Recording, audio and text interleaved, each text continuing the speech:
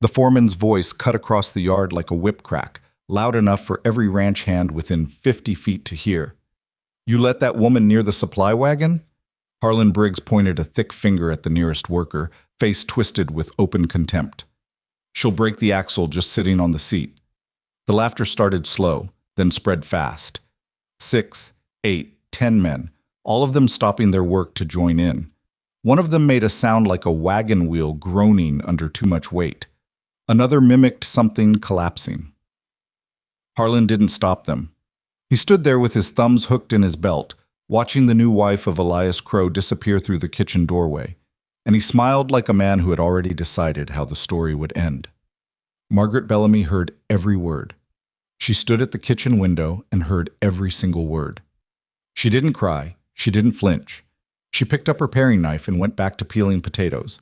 And somewhere behind those steady hands, something quiet and iron-hard made a decision that Harlan Briggs would not see coming. If this story already has you leaning forward, you are exactly where we want you. Subscribe to the channel right now so you never miss what happens next. Stories like this one, full of courage, grit, and the kind of people who surprise everyone around them. Hit the like button if you believe in the person nobody saw coming. And drop a comment below telling us what city or country you're watching from. We genuinely want to know how far this story has traveled. Now let's go back to Willow Creek, Wyoming, 1883, and find out what Margaret Bellamy was really made of. The stagecoach from Cheyenne arrived 20 minutes late, which put the driver in a foul mood and gave the small crowd waiting outside Callaway's general store just enough extra time to form opinions about the passenger before she even stepped down.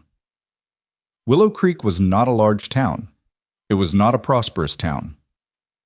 It sat in a shallow valley between two ridgelines in Wyoming territory, held together by a livery, two saloons, a general store, a church that had lost half its roof in a windstorm 2 springs ago, and the kind of stubborn collective pride that small frontier communities develop when they have almost nothing else. The people who lived there knew each other's business, their debts, their failures, and the precise measurements of their ambitions. A stranger arriving by stagecoach was not just a person. A stranger arriving by stagecoach was an event. Word had gotten around about Elias Crow's mail order arrangement. It always did. Greta Calloway from the general store had mentioned it to her sister-in-law, who had mentioned it to the women who took their laundry to the creek on Tuesdays, who had told their husbands over supper, who had told the men at the livery. By the time the stagecoach rolled past the water trough on Main Street, at least 15 people had found reasons to be somewhere in the vicinity of the coach stop, and most of them had already formed a picture in their heads of what Elias Crow's new bride would look like. They were wrong about all of it. Margaret Bellamy was the last person off the coach. She came down the step carefully, both hands occupied, one gripping the iron rail, the other pressing a canvas traveling bag against her side. She was a large woman. That was the first thing every person standing on that street registered, and the thing they would mention to whoever they told the story to later. Not tall in the way that commands a room, but wide across the shoulders, thick through the middle, built like someone whose body had decided at some point to simply take up more space than fashion or social expectation suggested was appropriate. She wore a dark blue dress that had been carefully pressed at some point earlier in her journey, but had lost the battle with 4 days of stagecoach travel. Her brown hair was pinned up under a hat that had seen better years. Her face was square-jawed and plain and completely unreadable. She set her bag down on the dirt, turned back to the coach, and retrieved a second bag, heavier than the first. Then she straightened up, adjusted her hat, and looked directly at the small assembly of Willow Creek residents who were pretending not to stare at her. Nobody said anything for a moment. Then Pete Garlow, who worked at the livery and had never in his life learned to keep his thoughts inside his head, said, not quite quietly enough, "Lord above, Elias sent for that?" The woman who was standing next to Pete, a banker's wife named Sylvia Dorn, made a small disapproving sound that could have been directed at Pete's manners or at the sight before her. It was hard to tell. Sylvia Dorn had a way of making small sounds that covered a lot of territory. Margaret Bellamy heard Pete Garlow. She turned her head slightly in his direction, looked at him for exactly 2 seconds, and then looked away with the expression of a person who has heard that specific type of comment before and has long since stopped finding it surprising. She picked up both her bags and looked down the street. Elias Crow was supposed to meet her at the coach stop. He was not there. She waited. A minute passed, then two. The small crowd began to drift away, task complete, entertainment delivered. Pete Garlow led his horse back toward the livery, already composing the version of events he would tell over supper. Sylvia Dorn disappeared into Calloway's. A pair of old men on a bench outside the saloon went back to their argument about fence posts. Margaret set one bag down again and pressed her fingers against the small of her back where the stagecoach seat had been wearing on her spine for the last 6 hours. She looked up the street. She looked down it. She was not panicked. She was not tearful. She had the posture of a woman doing a quiet internal calculation, what she knew, what she didn't know, and what she intended to do about the difference. It was another 4 minutes before Elias Crow came around the corner from the direction of the feed store, walking fast and holding his hat against a gust of wind that had kicked up from the ridge. He stopped when he saw her. She watched him take her in, all of her, and she watched the small, involuntary shift in his expression that people rarely catch themselves making. It was only there for a second. Then he pressed it down and walked forward and held out his hand. "Miss Bellamy," he said, "I apologize for the wait." "Mrs. Bellamy," she said, and shook his hand. "I'll be Mrs. Bellamy, if it's the same to you." He blinked at that. "Right. Yes, of course." He reached for her bags. "Let me take those." "I have them." "It's no trouble." "I have them," she said, not unkindly, but without any room for negotiation. "If you could show me where the wagon is, I'd appreciate it. I'd like to see the ranch before dark." Elias Crow looked at this woman he had agreed to marry through a letter exchange, a woman who was nothing like the vague and gentle figure he had imagined during the months of correspondence. And for one honest moment, the uncertainty was visible on his face. Then he put his hat back on and said, "Wagons this way," and started walking.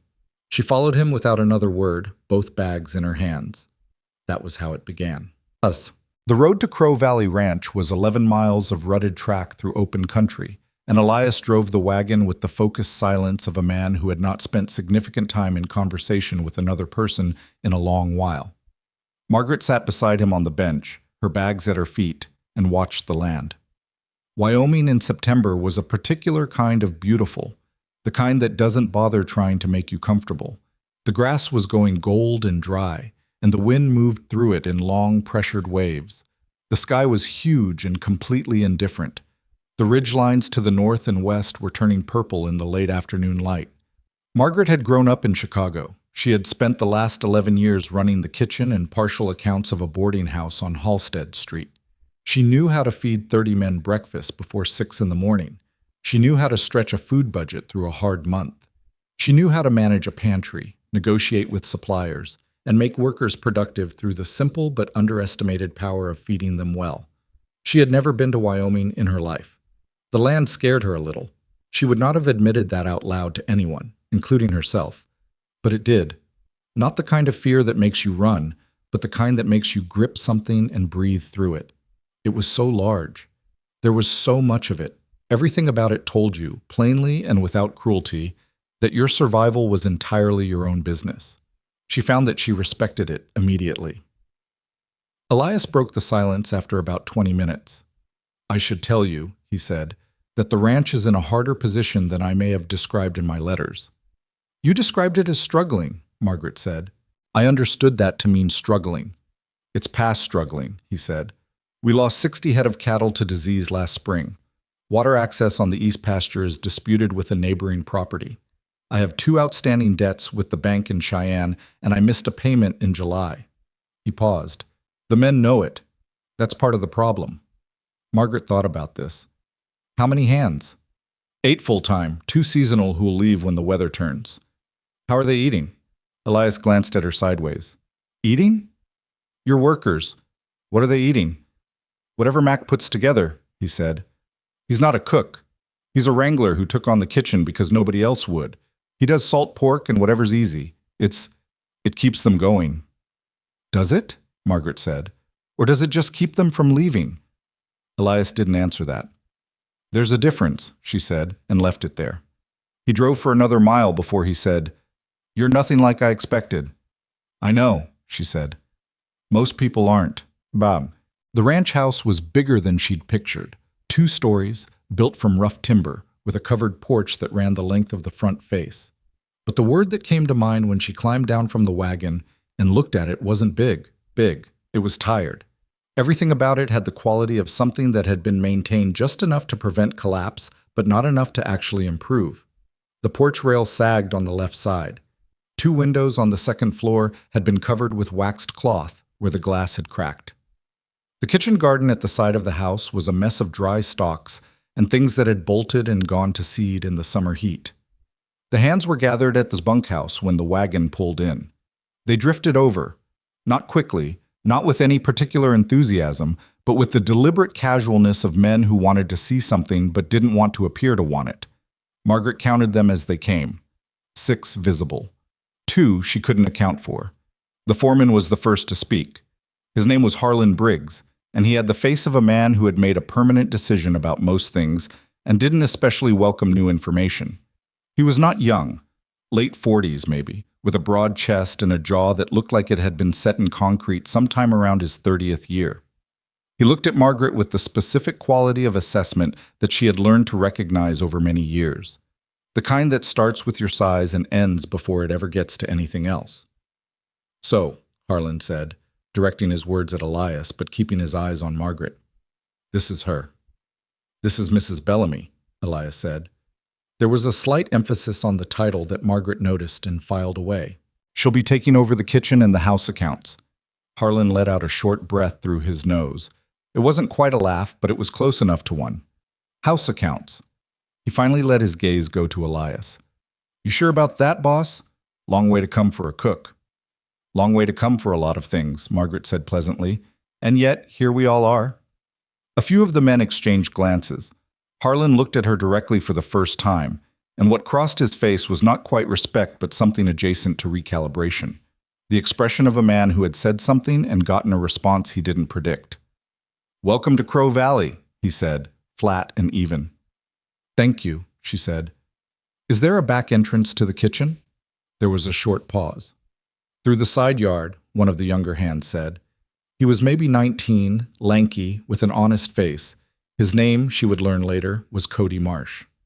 "Thank you," she said to him, and went to collect her bags from the wagon. She heard Harlan's voice behind her as she walked, low and aimed at the men around him, low enough that she was clearly not supposed to hear it, but in the quiet September air, every word carried. 6 months, he said. "She won't last 6 months." The kitchen took her breath away. Not in a good way. She stood in the doorway for a full 10 seconds and just looked at it. The stove was a large iron range that had probably been impressive in 1870 and had since accumulated 12 years of neglect. The chimney pipe above it was crusted with black deposits.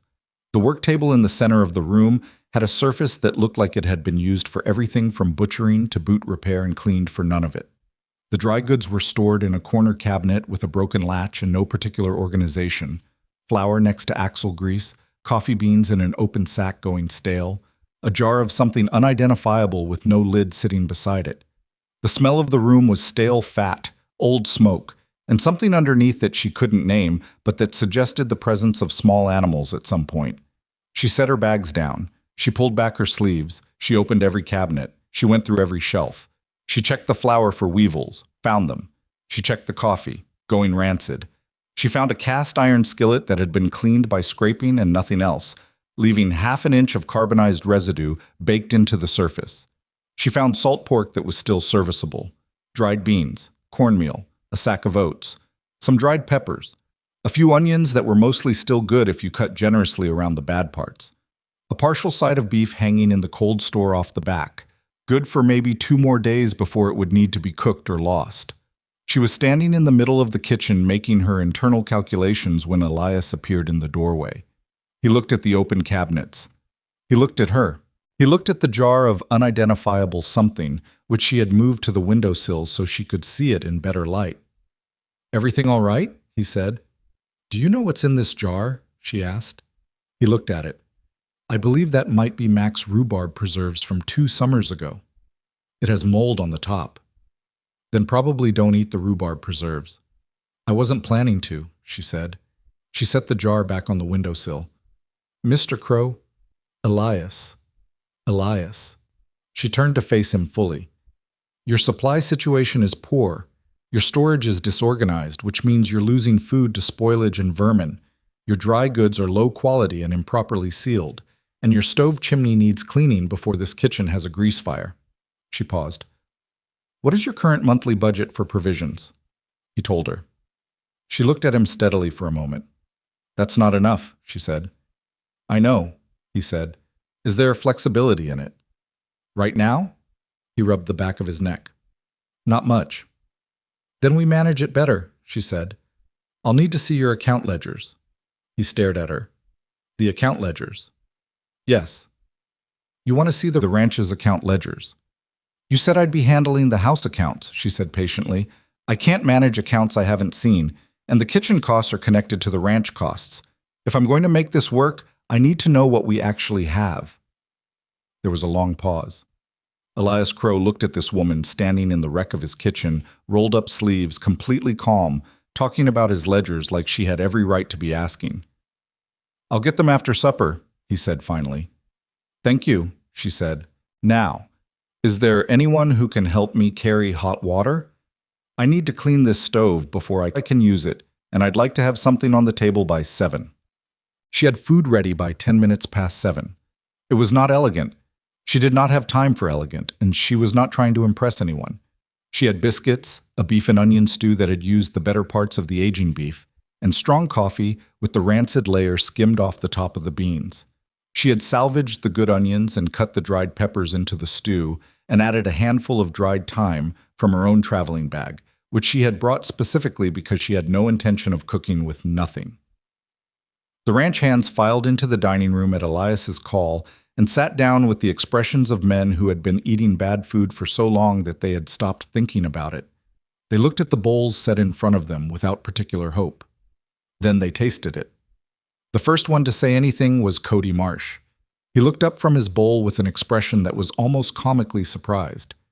This is real good," he said, with the specific wonder of someone who had not expected to feel that way. Nobody laughed.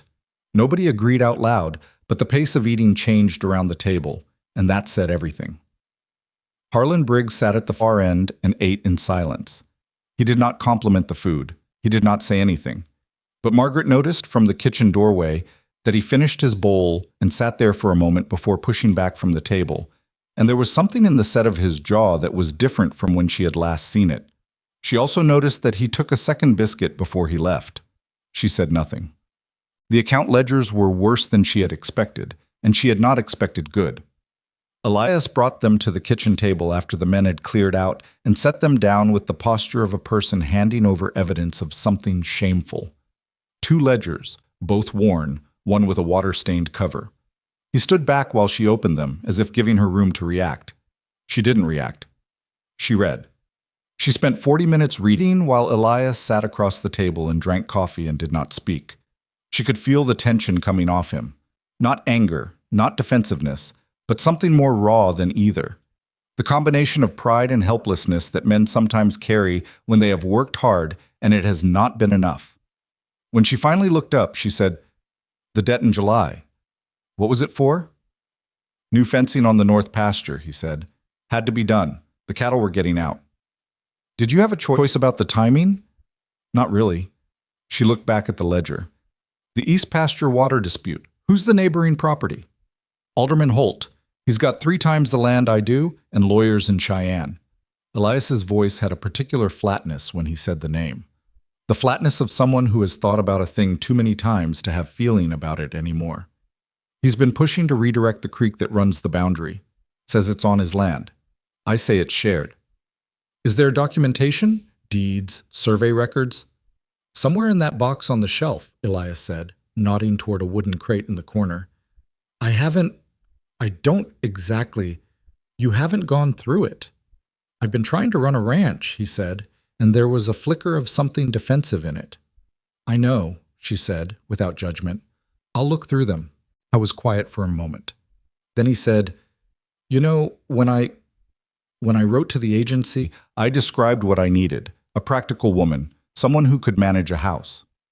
"And?" "I didn't expect this." He gestured vaguely at the ledgers, the crate, the conversation they were having. Is it a problem?" she asked directly. He looked at her for a moment. No, he said finally. No, I don't think it is. She was up at 4:30 the next morning.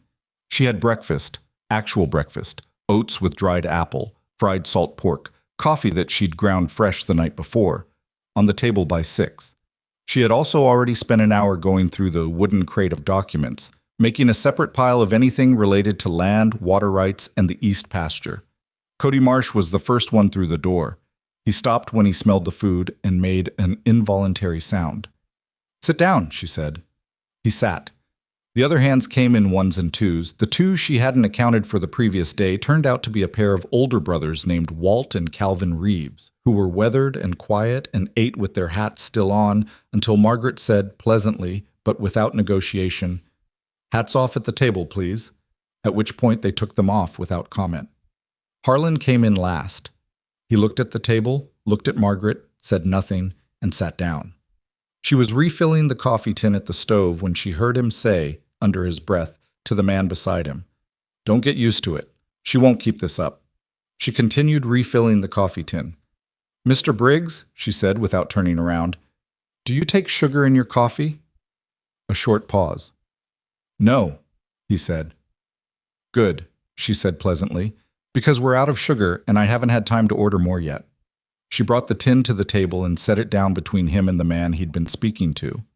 "But I'm going to Callaway's this afternoon for supplies. Is there anything specific you'd like me to add to the list?" The men around the table were very carefully not looking at Harlan. "Just the regular provisions," he said after a moment. "Of course," she said, and she went back to the stove. Greta Calloway was a tall woman with small eyes and a memory for prices that bordered on the supernatural. She had been running the general store on Main Street for 18 years, first with her husband and then without him after he developed a passion for gambling and an inability to stop. She was not unfriendly, but she was not warm, and her particular mode of engagement with new customers involved a period of assessment that she made no effort to disguise. She looked at Margaret across the counter for a long moment before she said, "You're the one Elias Crow married." "Margaret Crow," Margaret said, and the name felt odd on her tongue. She had been Margaret Bellamy for 41 years and Margaret Crow for less than 24 hours. "I'm here for the ranch provisions." She put her list on the counter. Greta picked it up and read it in silence. "Some of this I'll need to order," Greta said. "Won't be in until the freight comes Thursday week." "That's fine. What can you fill today?" Greta started pulling items. As she worked, she said without looking up, "You come from Chicago?" "I did." "Boarding house work, I heard." Margaret looked at the woman steadily. "You heard right." "Hard work," Greta said, with what might have been the beginning of respect or might have been nothing. "This'll be harder." "Most things worth doing are." Greta set a sack of flour on the counter and looked at her.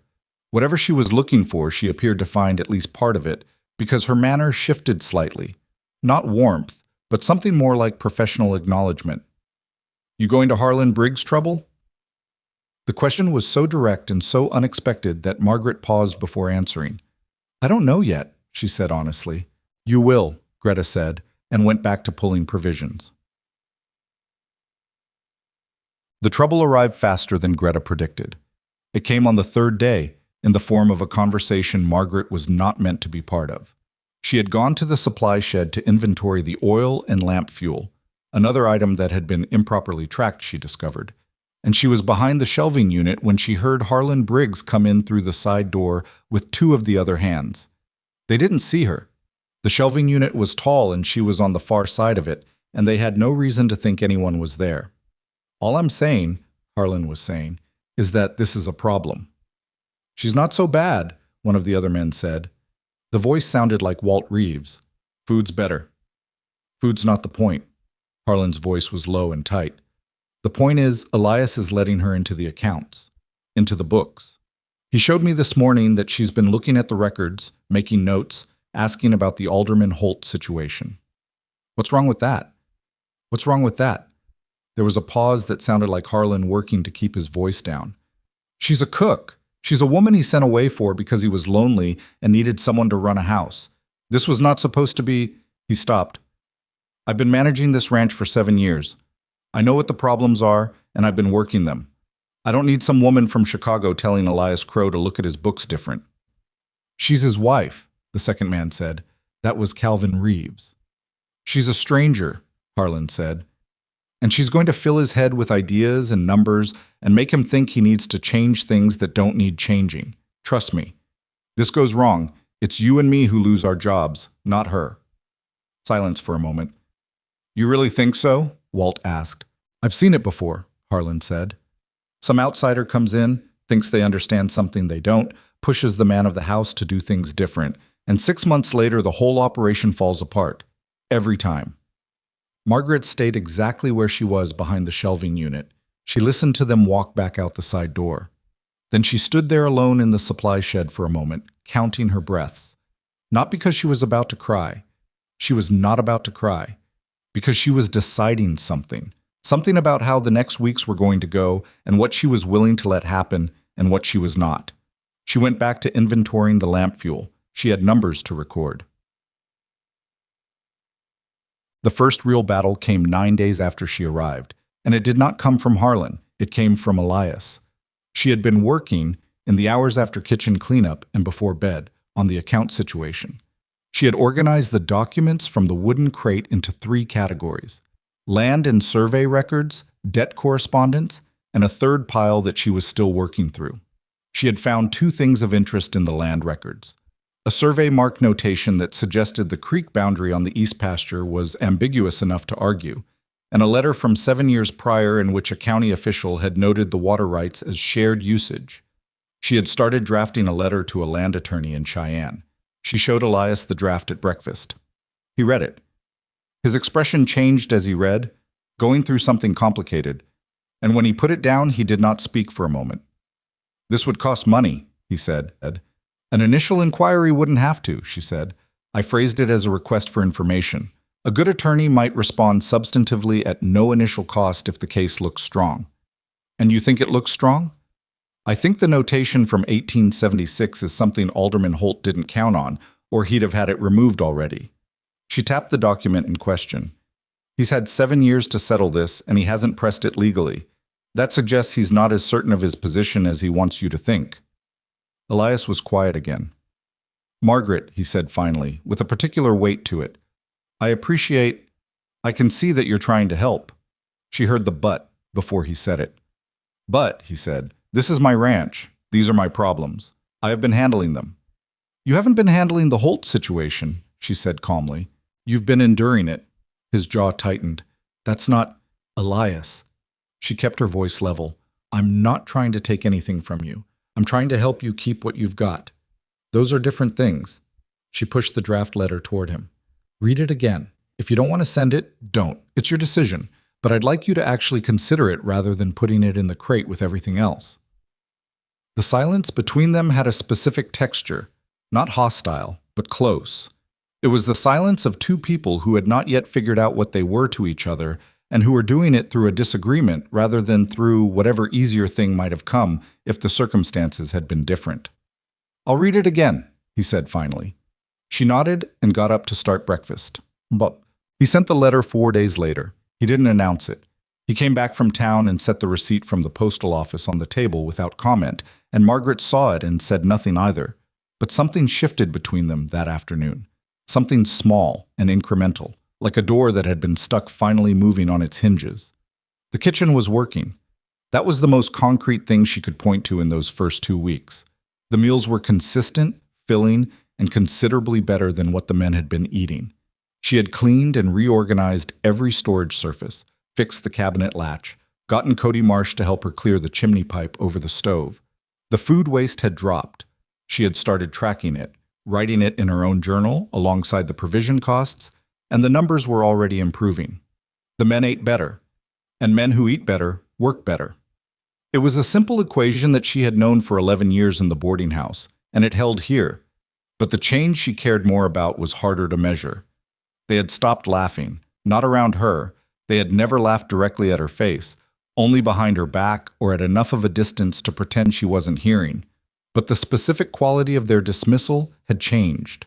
There was a wariness now in the ones who had been most openly contemptuous, a recalibration, like Pete Garlow at the coach stop, but internal and unspoken. Harlan was the exception. Harlan had moved from open mockery to a kind of formal coldness. He was not rude to her face, but he managed to direct every question, every practical matter, every ranch decision through Elias, as if she were not present. If she was standing 10 feet away and Harlan needed to know something about kitchen supplies, he would wait until Elias was in the room to ask about it, speaking to him and never looking at her. She understood what he was doing. He was drawing a line around what was his, the ranch, its operations, the daily management of 8 men and thousands of acres, and placing her firmly outside it. He had accepted, grudgingly, that she could cook. He had not accepted any more than that. She did not push it, not yet. She was biding her time, and she knew it, and she was not embarrassed about knowing it. The railroad camp changed everything. She heard about it from Cody Marsh, which was increasingly where she got her useful information. Cody had a quality that Harlan and the older men lacked. He was not yet invested in being right about her. He was young enough that her competence simply updated his expectations without triggering anything defensive. He talked to her the way he might talk to anyone who seemed to know things he didn't know. He mentioned the railroad camp on a Thursday morning while she was baking bread and he was supposed to be repairing harness leather at the kitchen table, a task Harlan had assigned him that Cody was performing with about 40% of his attention. "They're laying track through Gorman's Flat," he said, working the needle through the leather. "Company out of Denver. My cousin says they've got close to 300 workers out there, and they've been eating out of company tins since August." Margaret turned from the bread she was shaping. "Company tins?" "Yeah, those," he made a gesture, "like preserved goods, beans and salt beef and biscuits that taste like cardboard with ambitions." "How far is Gorman's Flat from here?" Cody looked up. 7 miles, maybe 8. Why?" She went back to her bread. But her mind was moving. 7 miles, 300 workers, 3 months of preserved company food. The thing about men doing hard physical labor, truly hard, the kind of labor that tears at your muscles and burns through your energy and leaves you hollow by the end of a shift, is that food is not just fuel for them. It is morale. It is the thing that makes an 8-hour day survivable instead of brutal. She had learned this at the boarding house from men who worked the stockyards and the factories and the construction sites. She had learned it from the way they talked about a good meal, which was not the way people talked about pleasurable things, but the way they talked about things they needed, with a specific and uncomplicated gratitude that came from the gut. 300 workers eating out of company tins for 3 months. She found herself calculating quantities before she could stop herself. She brought it to Elias that evening. She waited until after supper, until the hands had cleared out, and the kitchen was cleaned and Elias was at the table with his coffee, which was where she had learned he went when he was doing whatever he called thinking. "I want to talk to you about something," she said. He looked up. "All right." "The railroad camp at Gorman's Flat. Cody mention it?" "He did." She sat down across from him. "I want to take the supply wagon out there." Elias was quiet for a moment. "To do what?" "To sell food." She had thought about how to say this, not as a request exactly, but as a proposal with the numbers already behind it. She had written them in her journal. She put the journal on the table. "If I can cook for 50 men at a time and make 3 trips a day at a reasonable price per meal, the revenue in a month would—" "Margaret." She stopped. "You want to take the supply wagon?" Elias paused, as if listening to himself say it back. 7 miles, in the morning, to feed 300 railroad workers. "Rotating groups," she said. "I wouldn't need to feed them all at once." He looked at the journal. He looked at her.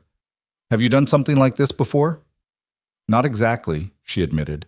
"But the boarding house fed 40 men breakfast every morning and 30 at dinner, and I had 2 helpers, not 8, and a smaller kitchen than this one." He was quiet again. "This isn't—" He rubbed his hand across his jaw. "This isn't what I had in mind when I sent for a—" "I know what you had in mind," she said, not unkindly. "I'm asking you to consider something different." She tapped the journal.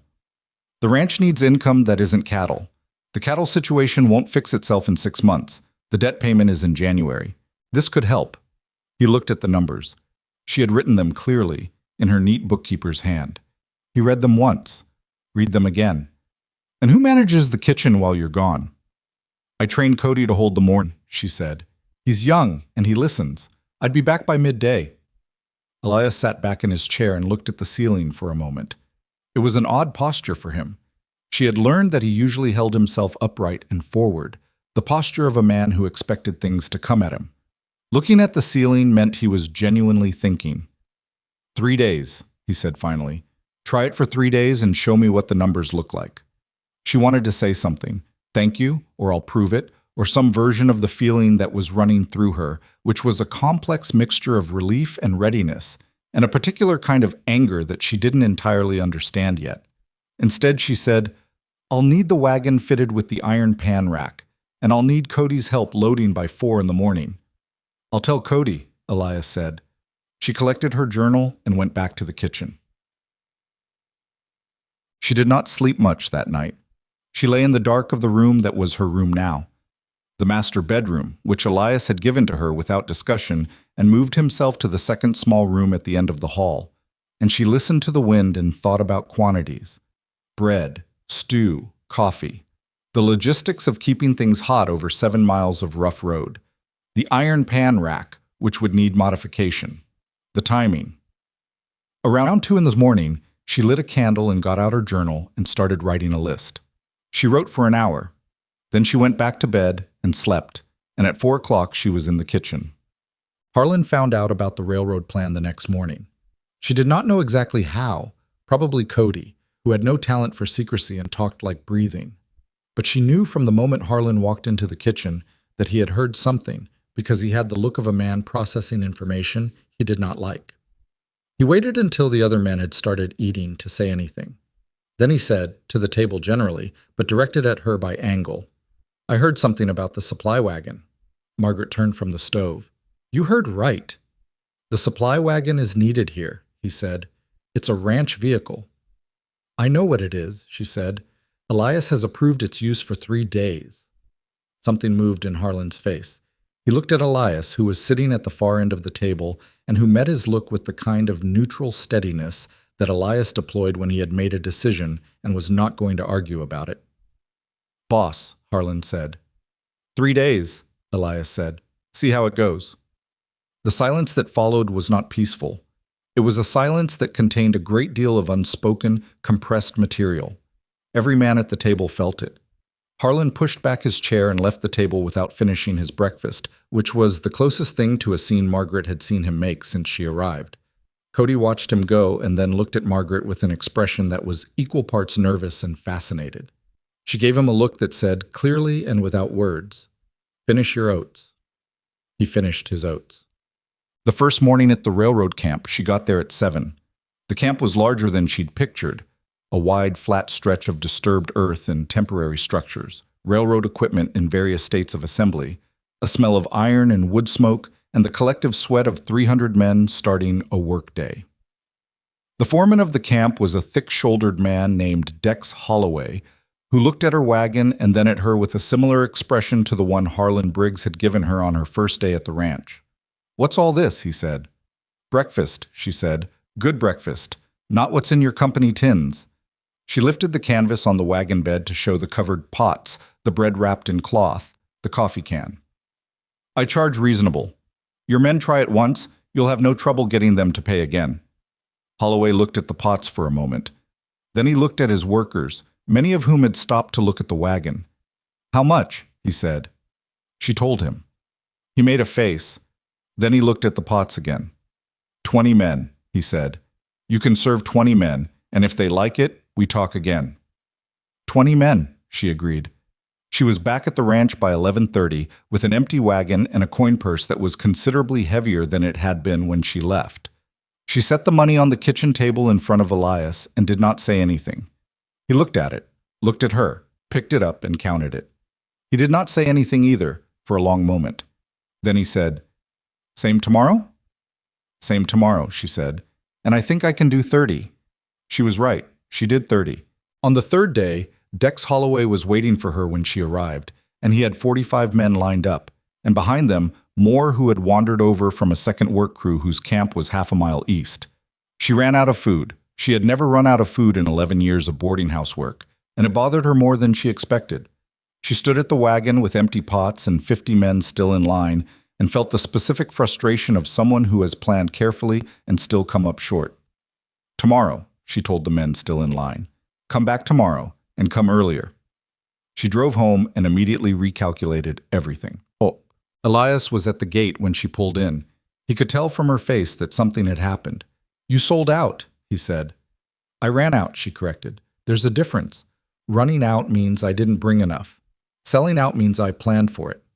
He was quiet for a moment, processing this distinction. Then he said, How many more could you handle? If I double the bread and increase the stew quantity by half. She was still thinking, her eyes moving slightly the way they did when she was running numbers. 60, maybe 65. The ranch kitchen can handle that? With Cody's help, yes. He nodded slowly. And the money? She told him what 3 days had made. Elias Crow looked at his wife and had the expression of a man who had thought he knew what he was dealing with and was rapidly discovering he did not. 4:30 tomorrow morning, he said finally. I'll help you load. She looked at him. You don't have to. 4:30, he said, and went to put the horses up. She stood at the wagon for a moment in the failing September light, the empty pots around her, and felt something she hadn't felt in a long time. Not happiness exactly, but something more durable than that. Something that had to do with being exactly where you were supposed to be, doing exactly what you were built to do, even when nobody around you had seen it coming. She went inside to start baking. The money changed things. Not all at once. Nothing on a working ranch changes all at once, because the daily pressure of feeding animals and mending fences and moving cattle from one place to another doesn't pause for anyone's turning point. But the money from the railroad camp created a shift in the atmosphere of Crow Valley that Margaret could feel even when she couldn't see it directly. It was like the difference in air before and after a storm, a release of pressure that everyone around her sensed but nobody wanted to be the first to name. Elias had helped her load the wagon on that fourth morning, as he'd said he would. He showed up in the kitchen at 4:15 before she'd even asked for him, and he worked without talking much, moving the heavy pots with the practiced efficiency of a man who had spent his life using his body for useful things. He secured the iron pan rack properly, tighter than she'd managed alone, and she noticed that, and he checked the axle and the wheel pins before they pulled out, which she had not thought to do and was embarrassed, privately, that she hadn't. They drove to the camp mostly in silence, the kind of silence that wasn't uncomfortable anymore. By the end of the first week, the railroad camp had become a regular operation. Margaret had expanded her production, more bread, a second stew pot, a pan of cornbread that she'd started making on the third day, because the men kept asking about something sweet, and cornbread was what she could manage at volume. Dex Holloway had stopped treating her with the careful wariness of a man who wasn't sure what he was dealing with, and started treating her with the direct efficiency of a man managing a supply arrangement he liked. He paid on time. He kept his workers in line at the wagon. He told her once, without ceremony, that her coffee was the best thing that had happened to his camp since they'd started laying track, which Margaret took as a professional compliment of the highest order. The money went into a separate ledger she kept. She showed it to Elias each evening, not to report to him, but because she had learned that the worst thing a struggling operation could do was let good news be vague. Good news needed to be specific. It needed numbers attached to it, or it dissolved into general feeling and stopped doing any work. He studied the numbers each evening with the concentrated expression of a man learning a new language. One night, near the end of that first week, he said, "If this holds through October, it'll hold longer than October," she said.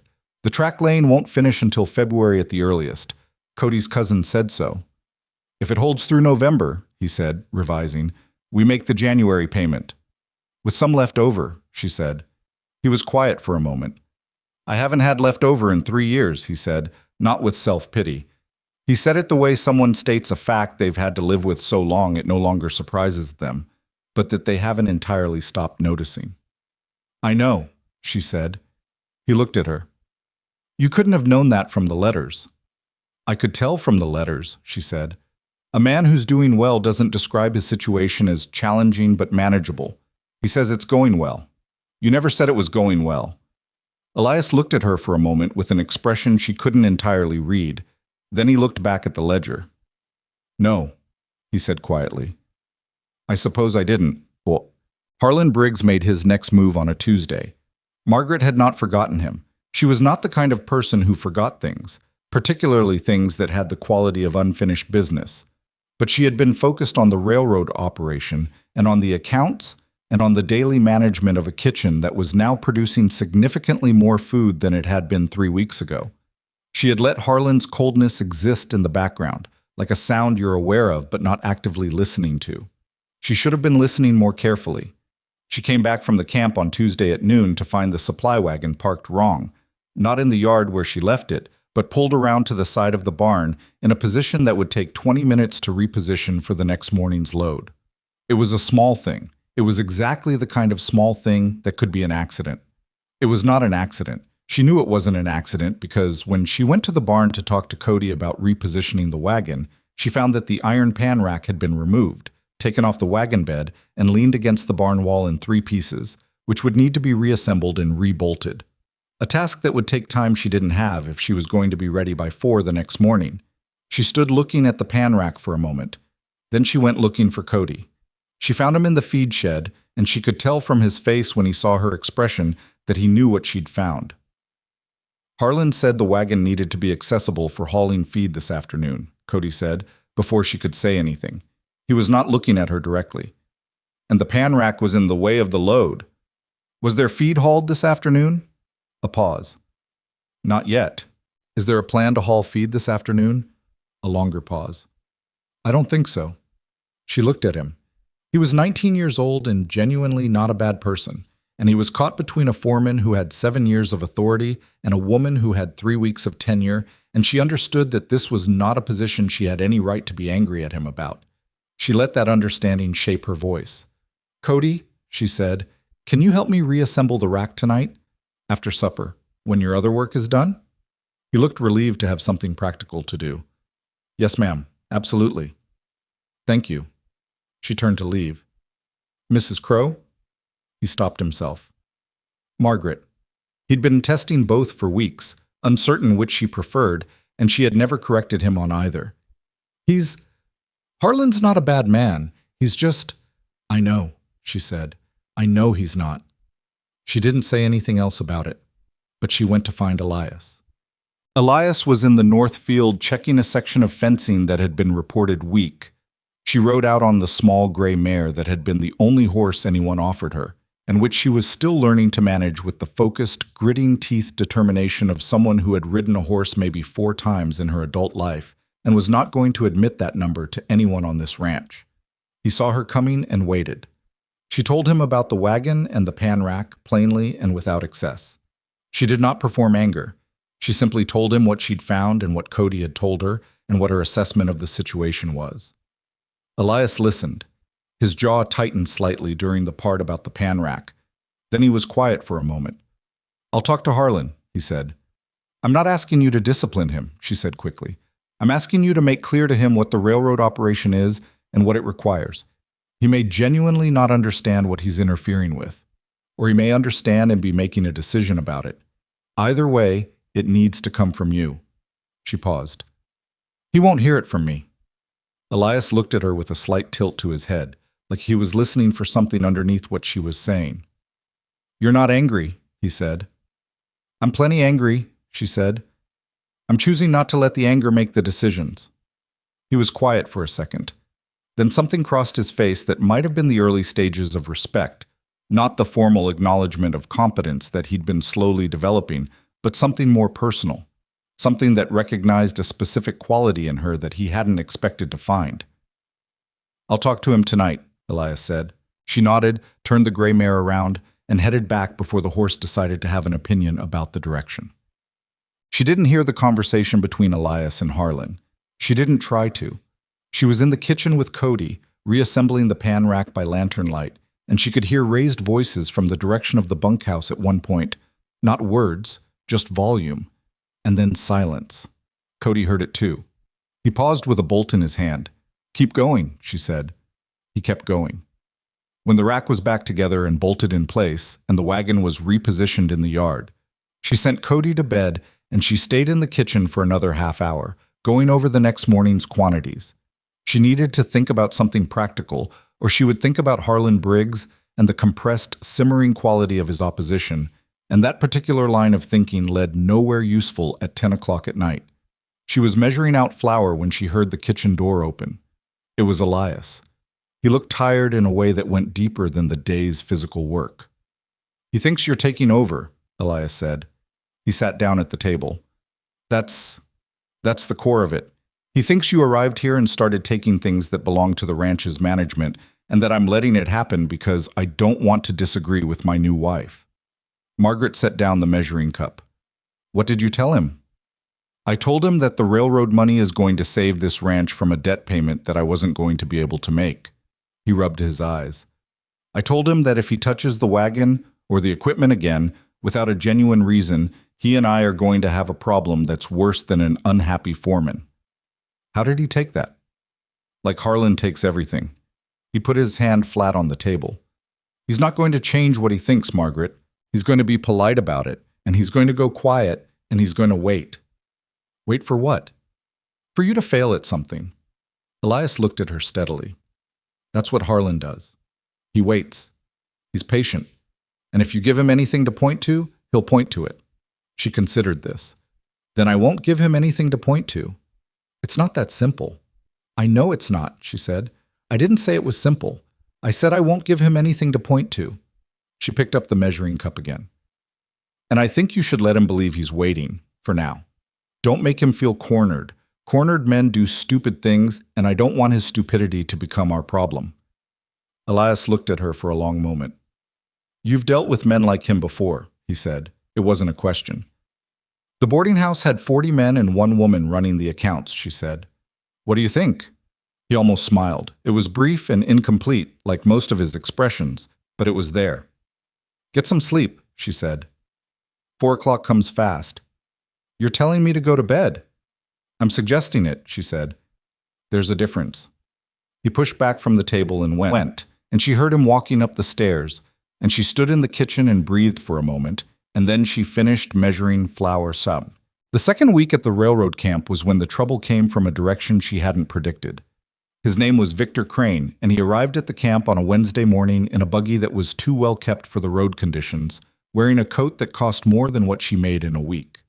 He was a representative, he used the word agent, of the Consolidated Western Supply Company, which provided preserved goods and basic provisions to railroad camps and frontier settlements across 4 territories. He was in his mid-40s, with a manner that was friendly in the practiced, surface-level way of men who have learned that friendliness opens doors that other things don't. He watched Margaret's wagon operation for 20 minutes before he approached her.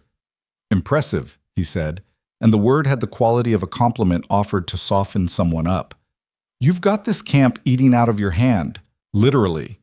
She was ladling stew and did not stop ladling. "Can I help you?" "Victor Crane, Consolidated Western." He held out a card. She glanced at it and kept working. He lowered the card. "I'd like to talk to you about a business arrangement." "I'm working," she said. "I can see that. I'll wait." He did wait. He stood to the side with his hands folded behind his back and his too-clean coat and watched her work, and she was aware of him watching the way you're aware of a splinter, not painful enough to demand immediate attention, but impossible to completely ignore. When the line cleared and she was packing up the empty pots, she said, "What kind of arrangement?" He smiled. It was a good smile, well practiced. "Consolidated Western has relationships with 8 railroad operations in Wyoming Territory and 4 in Colorado. We coordinate supply chains, provisions, equipment, materials. We're very good at what we do." He paused to let that settle. "We've noticed your operation here, the food quality, the consistency, the way the workers respond to it. We think there could be an opportunity." "What kind of opportunity?" "Partnership," he said. "We provide the supply chain, ingredients, transport, volume purchasing. You provide the cooking operation. We'd handle sales and distribution across all our railroad contracts. You'd go from serving 1 camp to serving, eventually, 8 or 10. Margaret loaded the last pot onto the wagon and turned to look at him properly for the first time. He was practiced at being looked at. He held it well. "What would the financial arrangement be?" she said. He named a percentage. It was not as generous as the word partnership had implied. "And the independence of the operation?" she said. "You'd operate under our contract," he said smoothly. "Standard terms. Menu approval runs through our regional office. Pricing is set by our schedule. So, not a partnership, she said. An employment arrangement with a better title. The smile held, but something behind it adjusted slightly. It's standard for this type of... I understand what it is, she said. Give me the contract terms in writing and I'll review them. He looked slightly surprised. She suspected he did not often reach the review stage this quickly. Of course, I can have them to you by Friday. Send them to Crow Valley Ranch, she said. Ask for Elias Crow. She climbed up onto the wagon seat. Good morning, Mr. Crane. She drove away and did not look back to see his expression, but she could feel it on the back of her neck the whole 7 miles home. She told Elias about Crane that evening. Elias listened the way he always listened, completely still, his coffee going cold in front of him, his eyes on her face. When she finished, he said, Do you think it's legitimate? The company is real, she said. I believe that, but the terms will be the question. She had been thinking about it all afternoon. A company like that doesn't approach a single wagon operation unless they see something worth controlling.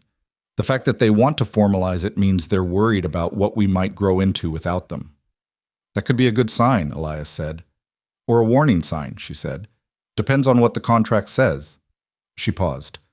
I want to read every word of it before we discuss whether it's good or bad. All right.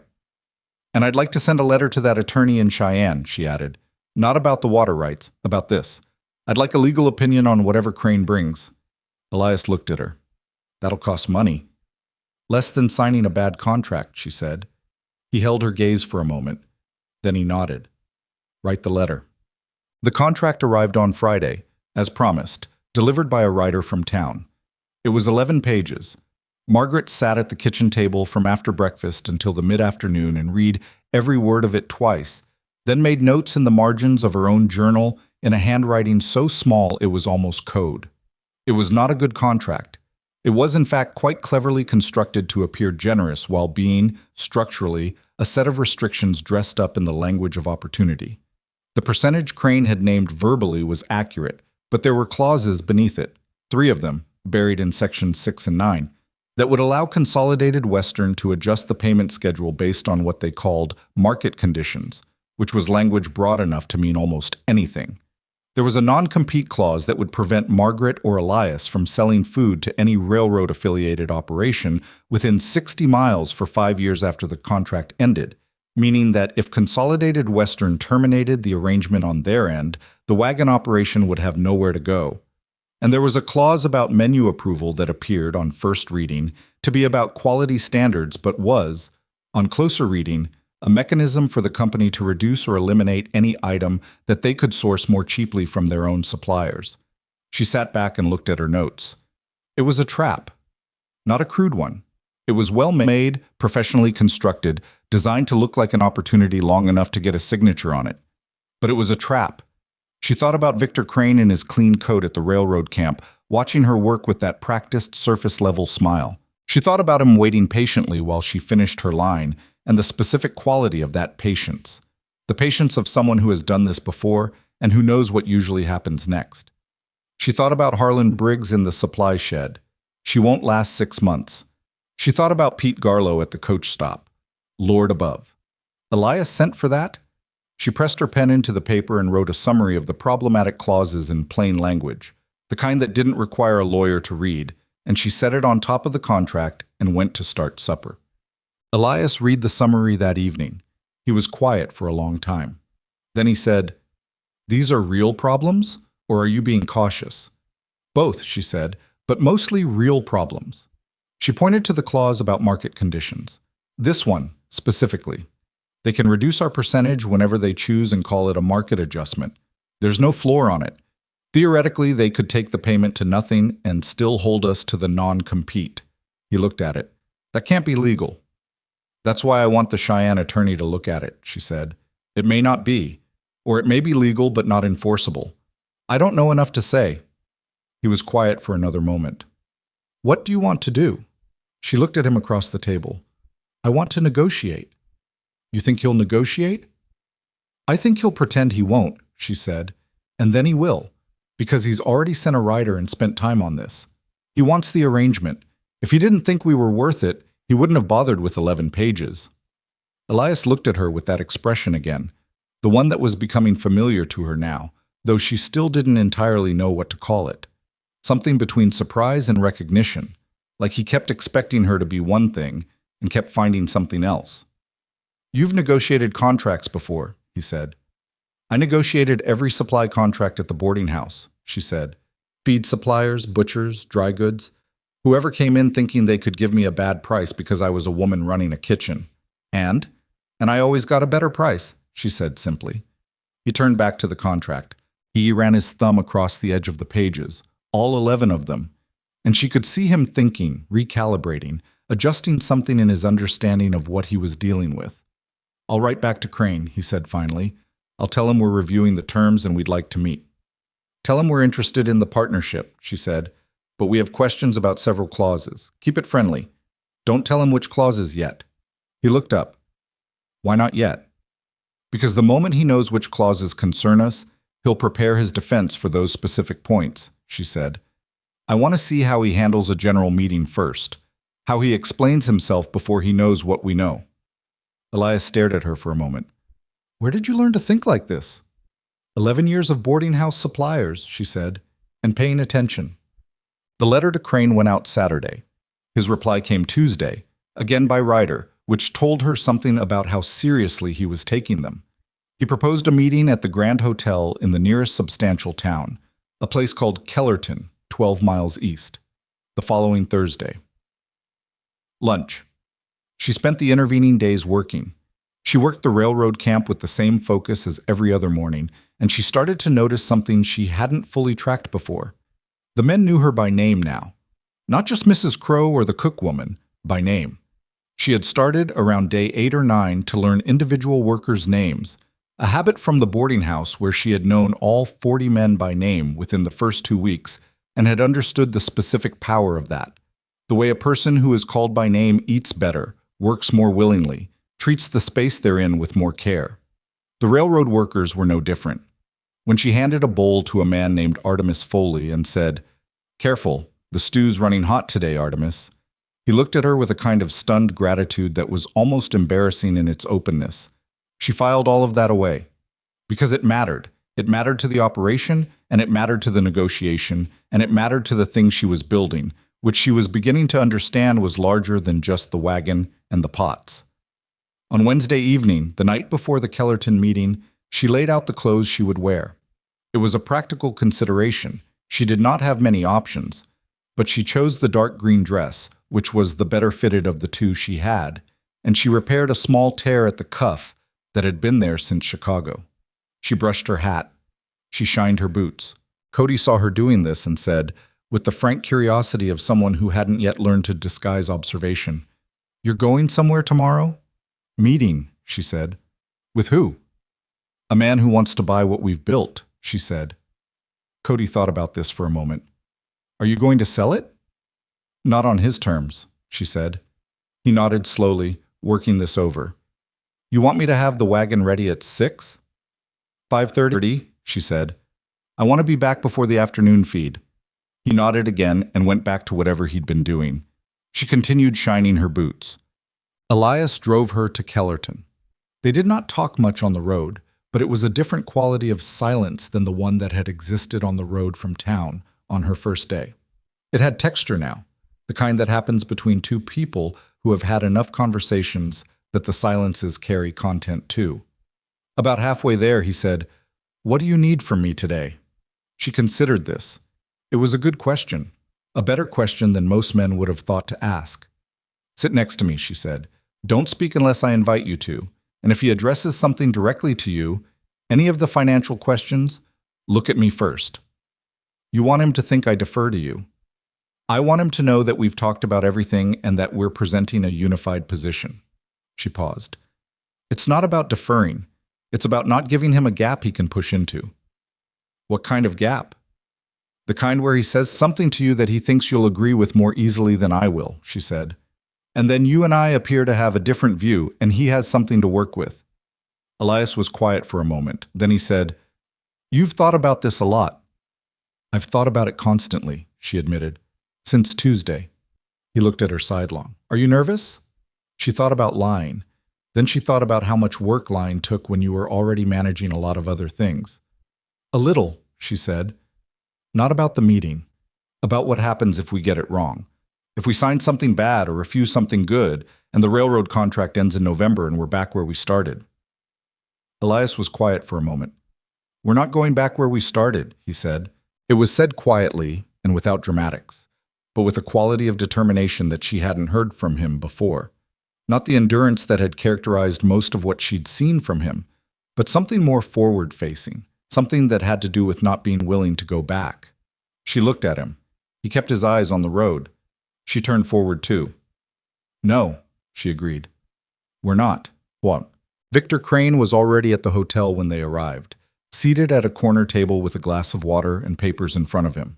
He stood when he saw them and smiled the practiced smile and shook Elias's hand first, then offered his hand to Margaret, and she watched the precise choreography of a man calibrating how to handle the fact that the woman was the one he needed to negotiate with, while the man was the one he instinctively wanted to address. Wonderful to put a face to the operation, he said to Elias. My wife handles the business side, Elias said, without missing a beat. He glanced at Margaret just long enough to signal that he hadn't forgotten. But we discuss everything together. Something adjusted in Crane's expression. Not obvious. He was too practiced for obvious. But there. Of course, he said. They sat. Crane ordered the lunch.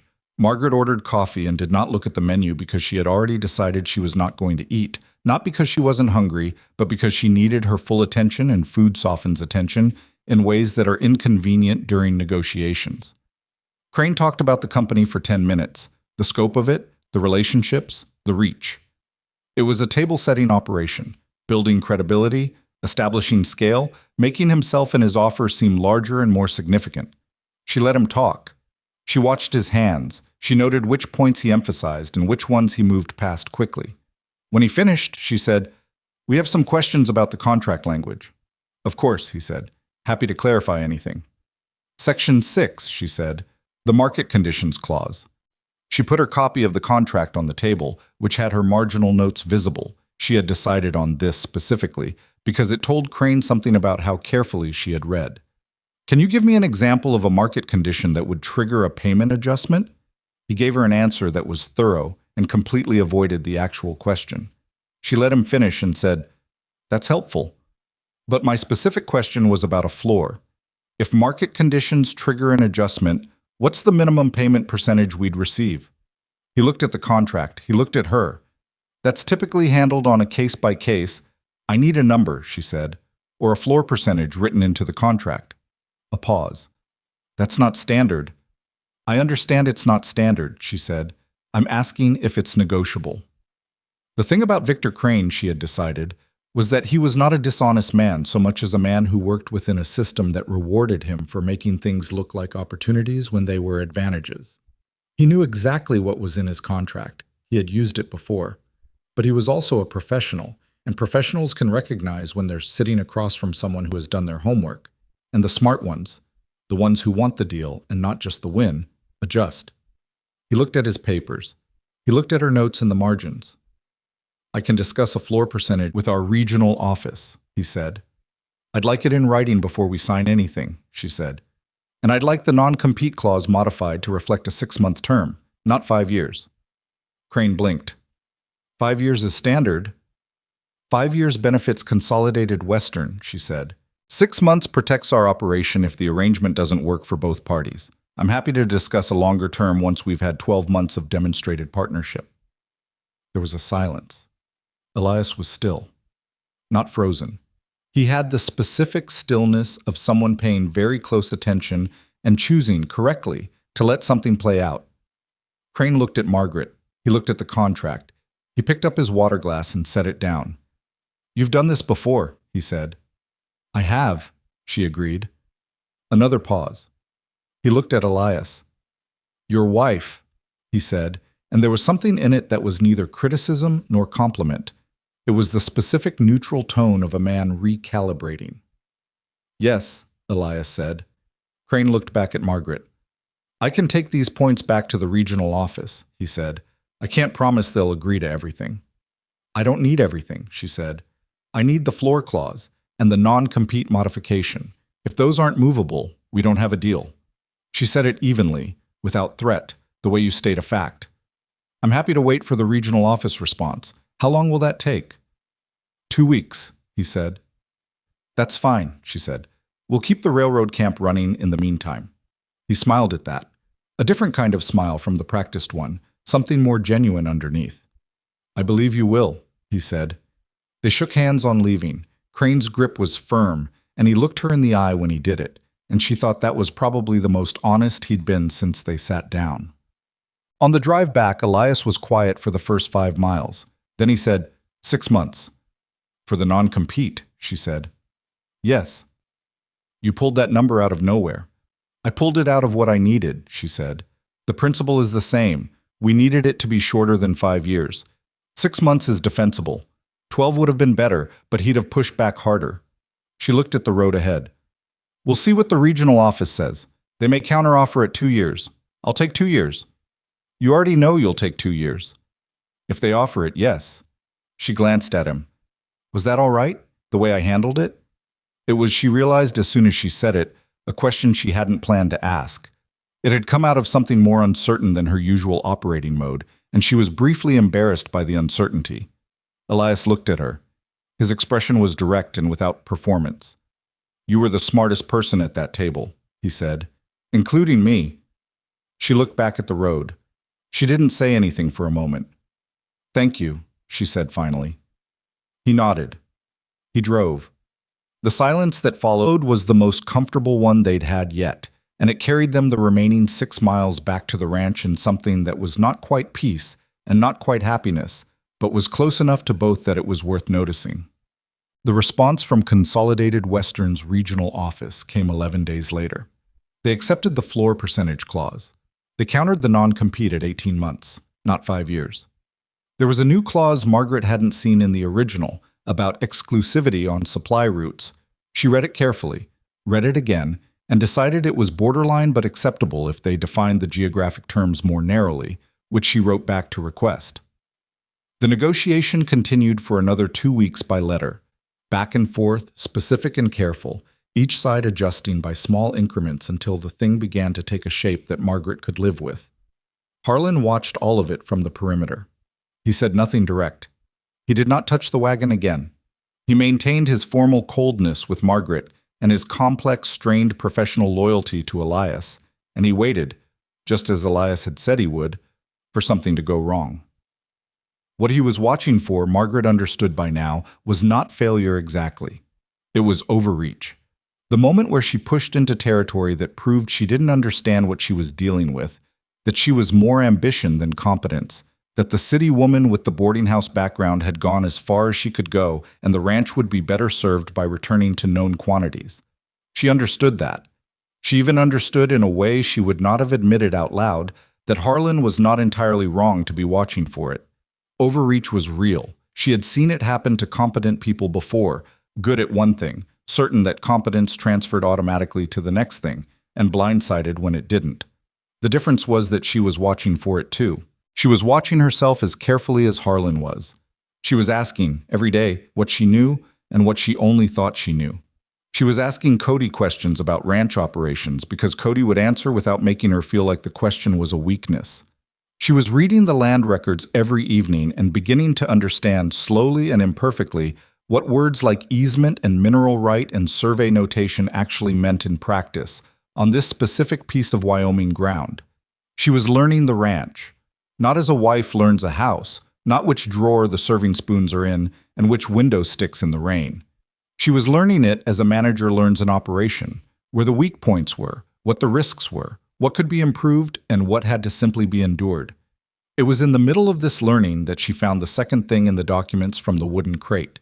She had been working through the last of the papers on a Friday evening, a stack that had been pushed to the bottom of the pile because they appeared to be older and less immediately relevant. Most of them were routine, purchase records, correspondence about fencing, receipts. But at the bottom of the pile, folded inside a water-stained envelope, she found a survey document dated 1871. It was a boundary notation for the East Pasture, the one that Alderman Holt had been disputing. The notation included a handwritten addendum. Not the original surveyor's hand, but a second hand added later that marked a small spring on the boundary line. And beside the spring, in the same second hand, were 4 words: shared access, county designated. She sat very still for a moment. 4 words. In a 12-year-old survey document that had been sitting at the bottom of a wooden crate. She put the document flat on the table and looked at it for a long time. Then she got up and went to the door of the main room, where Elias was reading by the lamp. "Come and look at something," she said. He came. She showed him the document and pointed to the addendum. He read it. He read it again. "That's the Holt spring," he said. His voice had gone very quiet. "Is that Holt's signature on the addendum?" Elias looked closely. "No," he said slowly.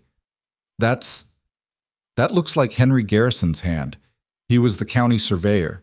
He died in 1878. He looked up at her. "Margaret, if this is what I think it is, it's what you think it is," she said. "The spring was county designated shared access. Holt can't reroute the creek without county authorization, and he doesn't have county authorization." Elias sat down heavily. He sat there for a full minute without speaking. 7 years, he said finally. "That document was in that crate for 7 years." "You had other things to deal with," she said. "I should have—" "Elias." She sat down across from him. "Send it to the attorney in Cheyenne, tomorrow. Send it registered." He looked at the document. Then he looked at her.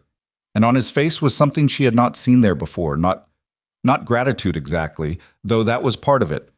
Something more like the specific relief of a man who has been carrying a weight so long that he has stopped remembering what it felt like not to carry it, and who is only now, in this moment, beginning to feel it lift. He reached across the table and, without ceremony, put his hand over hers. He didn't say anything. She didn't either. Outside, the Wyoming wind moved across the flats, and somewhere in the dark the cattle made their slow sounds, and the lamp on the table burned steady and warm, and the document sat between them like an answer that had been waiting 11 years to be found. The letter went to Cheyenne on Saturday morning, registered, with the survey document folded inside a second envelope that Margaret had sealed with wax because she did not entirely trust the postal system with something that mattered this much. Elias drove it to town himself. He was back by noon, quieter than usual, and he went straight to the north fence line without stopping for lunch, which was his way of processing things he couldn't yet put into words. She watched him go from the kitchen window and went back to her bread.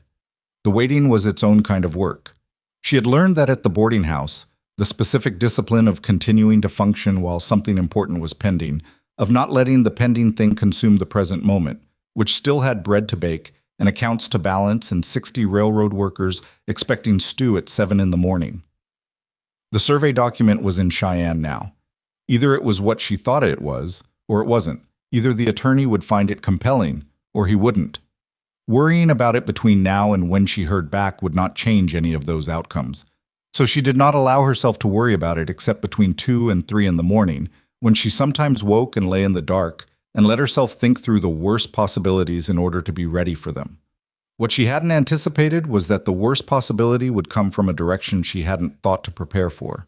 It came on a Monday, in the form of a wagon she didn't recognize pulling into the yard at mid-morning. She was in the kitchen when she heard the wheels and looked out to see a well-maintained flatbed with a company name painted on the side in clean black letters, Alderman Holt Supply and Provisions. 2 men on the seat, one of them Holt's ranch manager, a man named Greer, who had been to Crow Valley once before Margaret arrived, in connection with the water rights dispute. She knew this from Elias, who had described Greer with the specific brevity people use for individuals they prefer not to think about. She dried her hands and went out. Elias was already coming from the barn, and Harlan was walking over from the bunkhouse with 2 of the other hands at his heels, the way men do when something uncertain is happening and nobody wants to be uninvolved. Greer climbed down from the wagon with the ease of a man who has practiced making his movements look casual. He was thin, 50s, with a face that had made a permanent arrangement with caution. He nodded at Elias. His eyes moved to Margaret and then away in the dismissive arc that she had catalogued and stopped being hurt by but never stopped noticing. Crow, he said. Alderman sent me with a proposition. Did he? Elias said. It was not a question. About the water situation. Greer reached into his coat and produced an envelope, thick, formal, the kind with a wax seal on the back. He's prepared to offer a settlement. Buy out your East Pasture water claim outright. Fair market price. Elias did not take the envelope. I'm not selling the water claim. Hear the price before you say that. I don't need to hear the price, Elias said, with a flatness in his voice that Margaret recognized. The flatness that came not from lack of feeling, but from too much of it, pressed down below the surface until it had no temperature left. My position on the East Pasture hasn't changed. Greer looked at him for a moment. Then his eyes moved to Margaret. A longer look this time, more deliberate. Something in it had the quality of a message being sent, though she couldn't quite read the text yet. Alderman also wanted me to mention, Greer said, addressing Elias but watching Margaret, that he's aware of your new operation, the food wagon, the railroad arrangement. He paused, with the particular timing of a man who has rehearsed a speech and knows where to put the weight. He has a relationship with the Denver and Northern Rail Company, the one-lane track at Gorman's Flat. The yard went very quiet. Margaret felt Cody, who had drifted over from the direction of the supply shed, go still behind her left shoulder. Alderman has business interests with the railroad, Greer continued, still addressing Elias, still watching Margaret. He wanted you to know that, as a courtesy. That's a threat, Harlan said from behind Elias. He said it flatly, like a man identifying an object. Greer looked at him. It's information. It's a threat, Harlan said again, the same flat way. Margaret said, What specific relationship does Mr. Holt have with Denver and Northern? Greer shifted his attention to her fully, apparently deciding that maintaining the pretense of addressing only Elias was too much work. Alderman provided initial financing for the Gorman's Flat section of track, he said. He's a stakeholder in the project. He's not the decision-maker about camp provisions, but he has influence. The word influence landed with the weight he intended it to. I see, Margaret said. He's not making any specific statement about your food arrangement, Greer said carefully, building himself a wall of deniability as he spoke. He simply wanted Elias to have full context about the landscape before making decisions about the water claim. She looked at the envelope in Greer's hand. She looked at Greer. She said, Tell Mr. Holt we'll consider his offer. Elias looked at her sharply. Greer looked surprised, pleasantly, the way people look when something goes easier than expected. That's all Alderman's asking, he said. Consider it. We'll be in touch, she said. Greer nodded, climbed back on the wagon, and left. The yard waited until the wagon was through the gate and heading back toward the road, and then Elias turned to her and said, with considerable control, We are not considering it. I know, she said. Come inside. She shut the kitchen door, which was her signal for a private conversation, and Elias sat down at the table with his jaw tight and his hands flat on the surface and the specific posture of a man who is holding himself very carefully in order not to do something that won't help. She stood at the stove because she always thought better when she had something to do with her hands, and she started water heating for coffee. He's trying to scare us off the water claim, she said.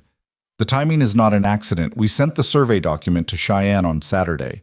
It's possible Holt has someone watching the postal office, or someone at the county level who told him something was filed. Elias looked up. That document wasn't filed anywhere. I just sent it to the attorney.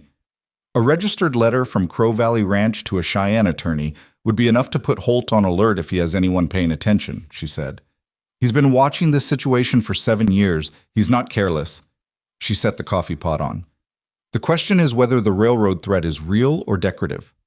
Define decorative. Whether he actually has enough influence with Denver and Northern to remove our camp contract, or whether he's hoping the mention of influence is enough to make us back down without him having to use it. Elias was quiet. How much of the operation depends on the railroad camp, she said, asking it like she already knew, but wanted to hear him put a number to it. Right now? He did the math she'd seen him do before, the silent arithmetic that lived behind his eyes. 60% of the new income. 60%, she repeated. And if we lose it? We're not back where we started, he said slowly. The consolidated Western arrangement covers some of it, but we lose the direct railroad income. The January payment is harder. Not impossible. Harder. She poured the coffee. She brought 2 cups to the table and sat down. Here's what I think, she said. Holt expects one of 2 responses. Either we get frightened and sell him the water claim, or we refuse and he makes a move on the railroad contract. He's not expecting a third option. Elias looked at her over his cup. What's the third option? We move faster than he does, she said. The attorney in Cheyenne needs to file something on the survey document before Holt can file anything disputing the claim. If the county designation is recorded formally, Holt's leverage disappears. He can't threaten a water claim that's already been legally established. Can the attorney move that fast? I don't know, she said. I'm going to write him today, urgently. She paused. And I think you should write to the Denver and Northern Railroad directly. Not about Holt, about us, about the food operation, the numbers, the worker satisfaction. He looked at her. Go over Holt's head. Make ourselves known to the decision makers before Holt can frame the conversation, she said. If they know who we are and what we've built, a stakeholder whispering in their ear carries less weight. Elias was quiet for a long moment. He turned his cup in his hands.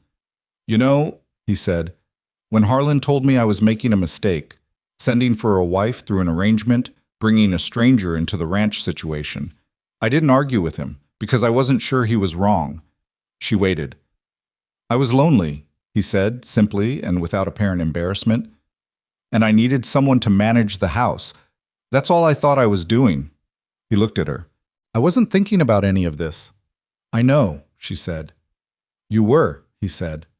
Not this specifically, but you came here thinking about more than cooking. I came here thinking about survival, she said. Mine and whatever I found when I got here. It turns out they're the same thing. He looked at her for a moment longer. Something in his face, the permanent tension that lived there, the lockdown quality of a man who had been carrying things alone for too long, loosened slightly, the way things do not all at once, but in increments, like ice at the edge of a thaw. Write the letters, he said. Both of them. She wrote for 2 hours that afternoon, the attorney's letter first, then the railroad letter. The attorney's letter was urgent and specific.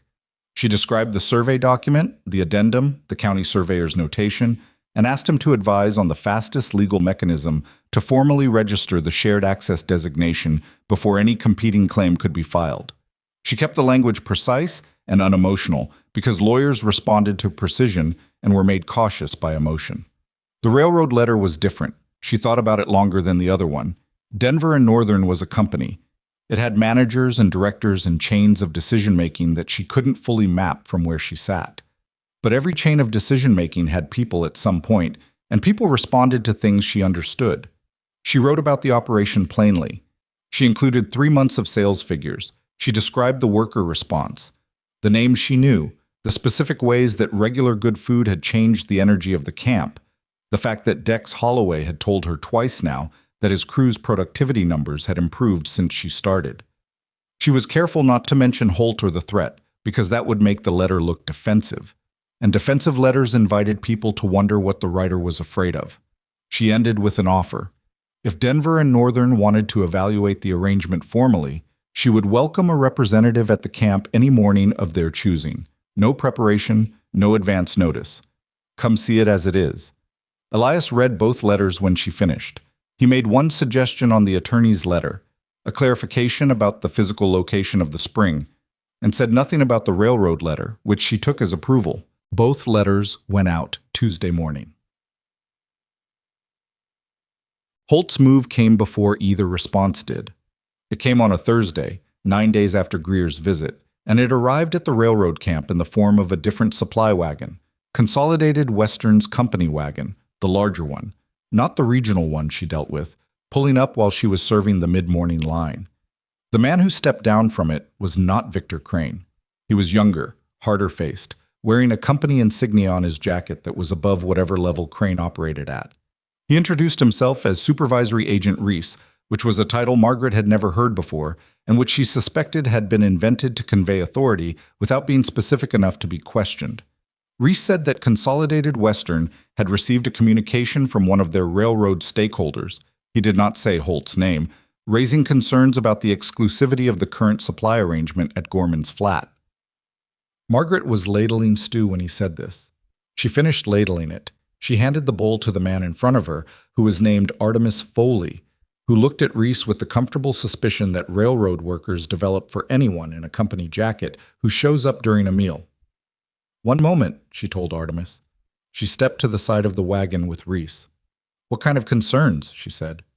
The stakeholder believes the current arrangement represents an informal exclusivity that was established without proper authorization from the Railroad Supply Committee, Reese said. He was reading from something in his memory, not his own words. Consolidated Western is committed to our partnership with your operation, but we have to be responsive to stakeholder concerns. And, Mr. Reese, she said, our contract with Consolidated Western is not yet finalized. We're still in negotiation on 2 clauses. We have no formal arrangement that anyone could characterize as unauthorized. He blinked. Our understanding was that the terms were essentially agreed. Our understanding, she said, is that we're still corresponding about geographic exclusivity terms. That's in the most recent letter from your regional office, which I have at the ranch if you need to see it. He looked uncertain. It was a specific kind of uncertainty, the kind that comes when you've arrived to deliver a message and discovered the ground isn't where you expected. The stakeholder concern is about the informal arrangement, he said, adjusting. The informal arrangement, she said, is that I drive a wagon to this camp and cook food for workers who choose to buy it. That's not an exclusivity agreement. That's commerce. She looked at him steadily. Is Consolidated Western suggesting that a stakeholder can prevent an independent food vendor from selling meals to workers at a public work site? Reese opened his mouth and then closed it. Because if that's the suggestion, she continued, keeping her voice completely level, I'd like that in writing, and I'd like to know which stakeholder is making it, because the workers here would probably find it interesting to know that someone is trying to take away their breakfast. Behind her, she was aware, without turning to look, that several of the workers in the line had gone quiet in a way that meant they were listening. That's not, Reese said, that's not what Consolidated Western is suggesting. Good, she said. Then I'll wait to hear from your regional office about the contract clauses, and we'll finalize the arrangement when those are resolved. She turned back to her wagon. Is there anything else? There was nothing else. Reese climbed back in his wagon and left. She turned to find Artemis Foley still holding his bowl, watching her with an expression of open, uncomplicated admiration that he didn't bother to conceal. Beside him, 2 other men had the same expression. Sorry for the wait, she said. Ma'am, Artemis said, I've watched a lot of people get run off by company men. That was something different. She handed him his cornbread and told him to move along before the stew got cold, and she went back to her line, and she did not let herself feel anything about what had just happened until she was on the wagon driving home, and then she let her hands shake for approximately 30 seconds before she made them stop. She told Elias that evening. She told him the whole thing, Reese, what was said, what she'd said back, the workers listening. She was more detailed than she usually was, and she understood halfway through that she was being detailed because she needed him to know exactly how the ground was moving, not because she needed him to tell her what to do about it. He listened to all of it. When she finished, he said, Holt got to someone inside Consolidated Western. Or he's one of their stakeholders too, she said. The company is large enough, it's possible. Which means he can cause us problems from 2 directions. Yes. And the response from Denver and Northern? Nothing yet. She paused. And the attorney? Nothing yet, he echoed. They sat with that for a moment. The particular discomfort of having made the right moves and having to wait for them to land while someone else was already in motion. Harlan asked me today, Elias said, if we were in trouble. She looked up. I told him things were complicated, Elias said. He said... He stopped. He rubbed his jaw. He said he's been at this ranch 7 years and he's seen complicated before, and he wants to know if he should be looking for other work. The statement landed in the room with more weight than its words. What did you tell him? She said. I told him no. Elias's voice was even. I told him we're working through it. She looked at the table. Harlan Briggs, who had moved her wagon and removed her pan rack and told his men she wouldn't last 6 months, was asking if he should look for other work. Because the ranch that he had given 7 years to might be going under. And the thing that stood between going under and not was the operation that the woman he'd dismissed had built. She wasn't glad about it. She wanted to examine that because she thought she should be glad, or at least satisfied, and she wasn't. What she felt was closer to the specific tiredness that comes when a situation is complicated by the fact that even the people who are wrong about you are people. Tell him, she said, that if he's willing to work with what we're building instead of against it, his job is secure. Elias looked at her. Don't tell him I said that, she said. Just tell him his job is secure. Elias nodded slowly. All right. The response from the Cheyenne attorney came on a Tuesday, 14 days after she'd sent the registered letter. It was 2 pages, close-written, and it was better than she'd hoped. The attorney, his name was Whitmore, confirmed that the 1871 survey document with Henry Garrison's addendum constituted a valid county designation of shared water access. More importantly, he said, the designation had never been formally revoked, which meant it was still legally operative. Holt's redirection of the creek, if he had done or attempted to do it, was technically in violation of county land code. Whitmore could file a formal claim to reaffirm the designation within 10 days if they authorized him to proceed, and he recommended doing so before Holt could file a counterclaim, which he believed Holt would attempt once he understood what they had. There was a fee attached to the filing. It was significant, not ruinous, but significant. She showed Elias the letter at breakfast. He read it while his coffee went cold. When he finished, he looked up and she could see the specific quality of his relief, which was not simple happiness but the complex, almost painful kind that comes when something you had nearly given up on becomes possible again. His face did something that she had never seen it do before, not quite crumpling, but moving in the direction of it before he pressed it back. Authorize him, he said. The fee. Authorize him, he said again. We'll manage the fee. She wrote the authorization letter that morning. It went out with the noon rider. The response from Denver and Northern arrived 3 days after that, and it was not a letter. It was a person. His name was Paul Garrett, and he arrived at the Gorman's Flat camp on a Wednesday morning without advance notice, which was exactly what she'd invited, and which she had half convinced herself wouldn't happen. He was in his 40s, compact, with the careful eyes of someone who makes decisions for a living and has learned to gather information quickly. He stood at the edge of the camp for 20 minutes watching the wagon operation before he walked over. She was at the end of the morning rush, packing empty pots, when he introduced himself.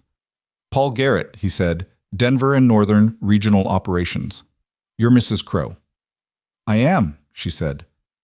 You're here early. You said no advance notice. I meant it, she said. Did you eat? Not yet. She found him a bowl of stew that was still hot and a piece of cornbread and a cup of coffee, and he ate at the side of the wagon while she finished packing, and she let him eat without talking because people show you things when they eat that they don't show you when they're talking. He showed her that he was hungry and that the food was good and that he hadn't expected it to be this good, and that he was trying not to look impressed because looking impressed is a disadvantage in his line of work. When he finished, he said, You've been operating here for how long? 11 weeks, she said. And you started with one camp? One camp, 20 men the first day. He looked at the workers around them. It was still active, men moving through the tail end of the line. And now? 65 to 70 daily, she said, depending on shift schedules. I was quiet, looking at the operation with the particular assessment of someone who can read a business arrangement the way Margaret could read a ledger. Then he said, We received a communication last week from one of our project stakeholders concerning your arrangement here. She had expected this. I'm aware, she said. He looked at her. You're aware. A consolidated Western representative visited the camp 10 days ago. On behalf of a stakeholder, he said, I assumed the same stakeholder would contact you. Garrett looked at her with slightly more focus than before. And you're not concerned about that? I'm concerned about it, she said. I'm not surprised by it. She wiped down the side of the wagon. The stakeholder has a separate dispute with my husband about water rights on our ranch. This is connected to that. He's using his position in this project to pressure you on a land dispute. That's my understanding of what's happening, she said carefully. Though I'd want to be accurate, he's applying pressure, whether it rises to misuse of position. Garrett was quiet. What I can tell you, she said, is what you already saw this morning. The food is good. The workers come consistently. Your camp foreman's productivity numbers have gone up. Those are facts that exist regardless of the stakeholder situation. She looked at him directly. I'm not asking you to take sides in a land dispute. I'm asking you to evaluate the food arrangement on its own merits. He looked at her for a moment. Then he looked at the camp around them, the workers finishing their food, the organized efficiency of the wagon setup. He picked up the coffee cup, which was empty, and turned it in his hands. "Your foreman," he said. "Holloway. He's the one who sent us the initial note about your operation." She hadn't known that. She kept her face neutral. "Is that right?" 3 weeks ago, unsolicited. Said you'd transform the camp's mourning situation and he'd be unhappy to lose it." Garrett set the cup down. "Foremen don't write unsolicited notes unless something actually matters to them." She said nothing. "I'll be filing a report with our supply committee," Garrett said. "I'll note what I saw today. The stakeholder communication will be noted separately." He picked up his hat. "Mrs. Crow, in my experience, operations that produce results as consistently as yours tend to survive political interference. Political interference tends to be loudest right before it runs out of room." She looked at him. "Thank you for the breakfast," he said, and walked back toward the camp. She watched him go. Then she put the last pot on the wagon, climbed up onto the seat, and sat there for a moment before picking up the reins. The sun was fully up now, and the camp around her was moving into its working day, and the sky above the ridgelines was a clear and indifferent blue. She thought about Holt, about a man with money and land and lawyers and stakeholder positions, applying pressure from multiple directions simultaneously, waiting for a woman with a food wagon to fold. She thought about the Cheyenne attorney filing his claim. She thought about Garrett's last words. Political interference tends to be loudest right before it runs out of room. She picked up the reins. The loudest moment came 2 days later, and it did not come from Holt. It came from Harlan Briggs. She was in the kitchen at 6 in the morning, Cody moving around her getting the morning feed organized, when she heard the argument start outside. Not a raised voice. Harlan didn't raise his voice. It was one of his qualities.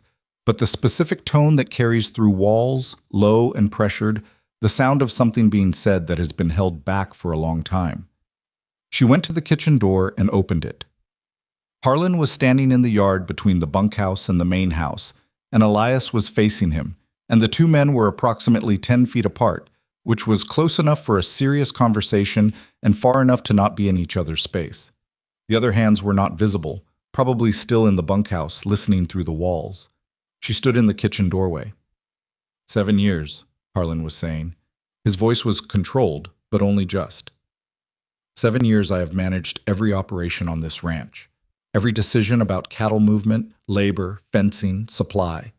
I have kept this place together through 3 bad seasons, and I have never once gone behind your back on anything. Nobody's saying you did, Elias said. I'm saying what's happening, Harlan said. She writes letters to railroad companies. She negotiates contracts with supply corporations. She goes to town meetings about water rights without telling me there's a water rights situation. And you, he stopped. You let it happen. You sit at that table every night and you look at her ledgers and you go where she says go and do what she says do. And this ranch's future is being decided by a woman who has been here 3 months. It was the longest speech she had ever heard Harlan make. It clearly cost him something. Elias was quiet for a moment. When he spoke, his voice was even, but not cold. It had the warmth of something considered. Harlan, he said, what's the ranch worth right now compared to 3 months ago? Harlan didn't answer. The railroad income, Elias said. The consolidated Western arrangement. The attorney filing on the East Pasture water claim, which I should have done 5 years ago. He paused. What is this ranch worth right now compared to 3 months ago? That's not what I'm... Answer the question. A silence. More, Harlan said, finally. The word came out tight. More, Elias agreed. And what changed? Harlan looked at the ground. He looked at the sky. He looked at Elias. And there was something in his face that was not simple anger. It was more complicated than anger. It was the expression of a man who has been right about something for a long time, and who has recently been forced to question whether being right was the most important thing. She came, he said. It was not an accusation. It was barely even a statement. It was the sound of a man making an adjustment he didn't want to make. She came, Elias said. He let that sit for a moment. And I need you to decide, today, not next week, today, whether you're going to work with what this ranch has become, or whether you're going to keep fighting what it's becoming. Harlan said nothing. You're the best foreman I've ever had, Elias said, and he meant it. She could hear that he meant it. And this ranch needs you, but it needs you working with us, not around us. The yard was very quiet. Margaret was still in the kitchen doorway. She had not moved. She did not know if Harlan could see her there, but she did not hide. Harlan looked up. He saw her. Their eyes met across the yard. Not the first time, but different from every time before. Not the assessing look of the first day. Not the careful blankness of the weeks after. Something else. Something she didn't have a name for, but that she recognized as significant. He looked back at Elias. "I'll stay," he said. Elias nodded once. Harlan walked back toward the bunkhouse. Elias turned and looked at Margaret in the doorway. He raised his eyebrows slightly. A question. She gave him a small nod and went back to the stove. 3 things happened in the 2 weeks that followed. The first was that Whitmore filed the water rights claim in Cheyenne County. He sent notification to Holt's attorney simultaneously, which was legally required, and he wrote to Margaret and Elias that Holt's legal team had responded within 48 hours, which confirmed, Whitmore said, that the document was exactly as significant as they'd hoped. Holt's lawyers were filing a counterclaim, as Whitmore had predicted, but Whitmore was confident in their position. The county designation had never been revoked. That was the foundation. Everything else was argument, and the foundation was solid. The second thing was that Consolidated Western's regional office sent a finalized contract amendment, incorporating the floor percentage clause and an 18-month non-compete term with a clearly defined geographic boundary that Margaret had spent 3 letters negotiating down to something workable. She read the amended contract twice, had Elias read it, and sent it to Whitmore with a request for a 2-day turnaround on legal review. Whitmore said the modifications she'd extracted were, in his professional estimation, considerably better than the original terms. She and Elias signed it on a Saturday morning at the kitchen table. The third thing was that Harlan Briggs walked into the kitchen on a Wednesday afternoon and said, without preamble, "The axle on the supply wagon needs attention. I can fix it tonight if you need it on the road tomorrow." She looked up from her accounts. He was standing in the doorway, not quite comfortable there, but not the stiff formal avoidance of before. He had the expression of a man offering something that costs him something, which is different from the expression of a man offering something easy. "That would help," she said. "I'd appreciate it." He nodded, started to turn. "Mr. Briggs," she said. He stopped. "The men have been working hard," she said, "especially with the extra loading in the mornings. I was thinking of making something, not just the regular breakfast, something extra." She paused. "What did the men eat before I came that they liked? Something from before?" He looked at her for a moment, something shifting very slightly in the locked quality of his face. "Mac used to make apple pancake on Sundays," he said, "when there were apples. Men like that." "I have dried apples," she said. "I can do that Sunday." He nodded again, and this time he left, and she heard his boots on the porch steps and then the yard. Cody appeared from the back room where he'd been pretending to sort supply sacks. "Did that just happen?" he said. "Fix the cornbread," she said. "It's going flat." He went back to the cornbread. She went back to the accounts. But she was smiling slightly, in the private way she had, the kind that didn't make it to her face completely, just to the set of her jaw and the angle of her eyes. A warmth she kept mostly for herself because there was something about fully shown happiness that felt like it required the right audience. The accounts were good, better than good.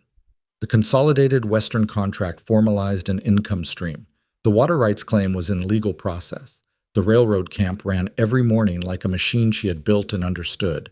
And Harlan Briggs was in the yard fixing her wagon axle by lantern light.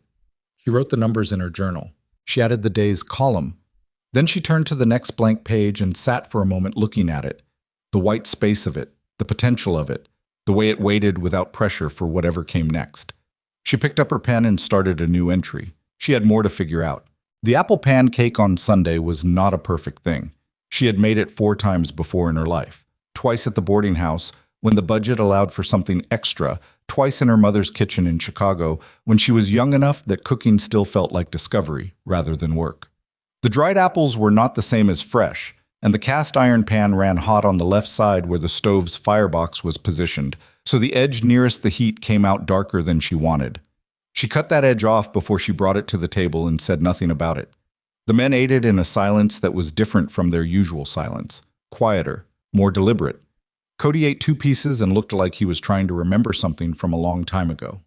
Walt Reeves ate his slowly, with his eyes on the plate, the way old men sometimes eat things that remind them of places they can't go back to.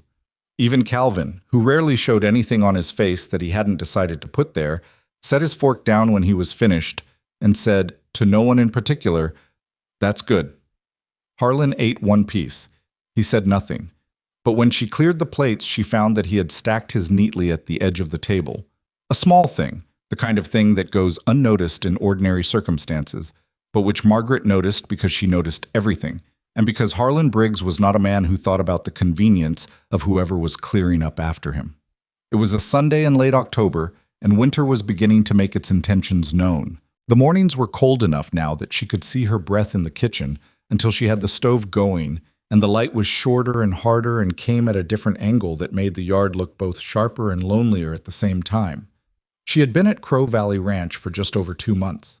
It felt, depending on the hour, like either far longer or far shorter than that. The water rights case was moving through its legal process in Cheyenne. Whitmore wrote every 10 days or so with updates, careful, measured updates, from a careful, measured man who had learned over a long career not to tell clients what they wanted to hear until the thing was actually decided. Holt's counterclaim had been filed and reviewed. There would be a county hearing, Whitmore said, likely in December. He was preparing documentation. The 1871 survey addendum was, in his assessment, strong. He stopped short of promising anything, but the word strong appeared in 2 separate letters, and each time Margaret read it, she held on to it for a moment before setting it down. The Consolidated Western contract was signed and operative. The railroad camp ran 6 mornings a week now. She had taken Sundays off, which was the only concession she had made to the idea that her body had limits, and even that had taken her 6 weeks to decide. Dex Holloway had started leaving a covered area near the camp's edge where she could set up the wagon out of the wind, which he had done without being asked and without making a ceremony of it. She appreciated both things. The ranch itself was different from what she had found in September, not transformed.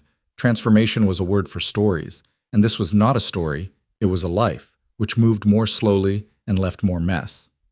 But different. The provision costs were down 12% from what they'd been in August, because she had renegotiated the Kellerton supply arrangement with Greta Calloway, who had proven, over the course of several direct and specific conversations, to be a woman who respected someone who knew their numbers. The kitchen garden had been turned over and prepared for spring planting.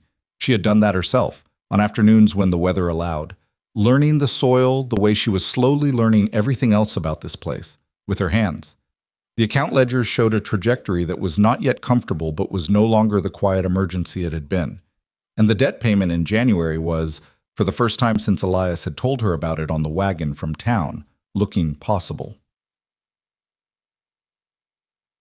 The first hard frost came on a Thursday night in the first week of November, and it killed the last of the kitchen garden's remaining stalks and cracked one of the repaired window frames on the second floor and froze the water in the trough before dawn. Margaret was up at 4, as always, and she found Cody already at the trough with a hammer, breaking the surface ice, his breath making clouds in the dark. "You didn't have to do that," she said. "Horses need water," he said, and kept hammering. She stood there for a moment in the cold. Then she went back inside and started the stove and put water on for coffee.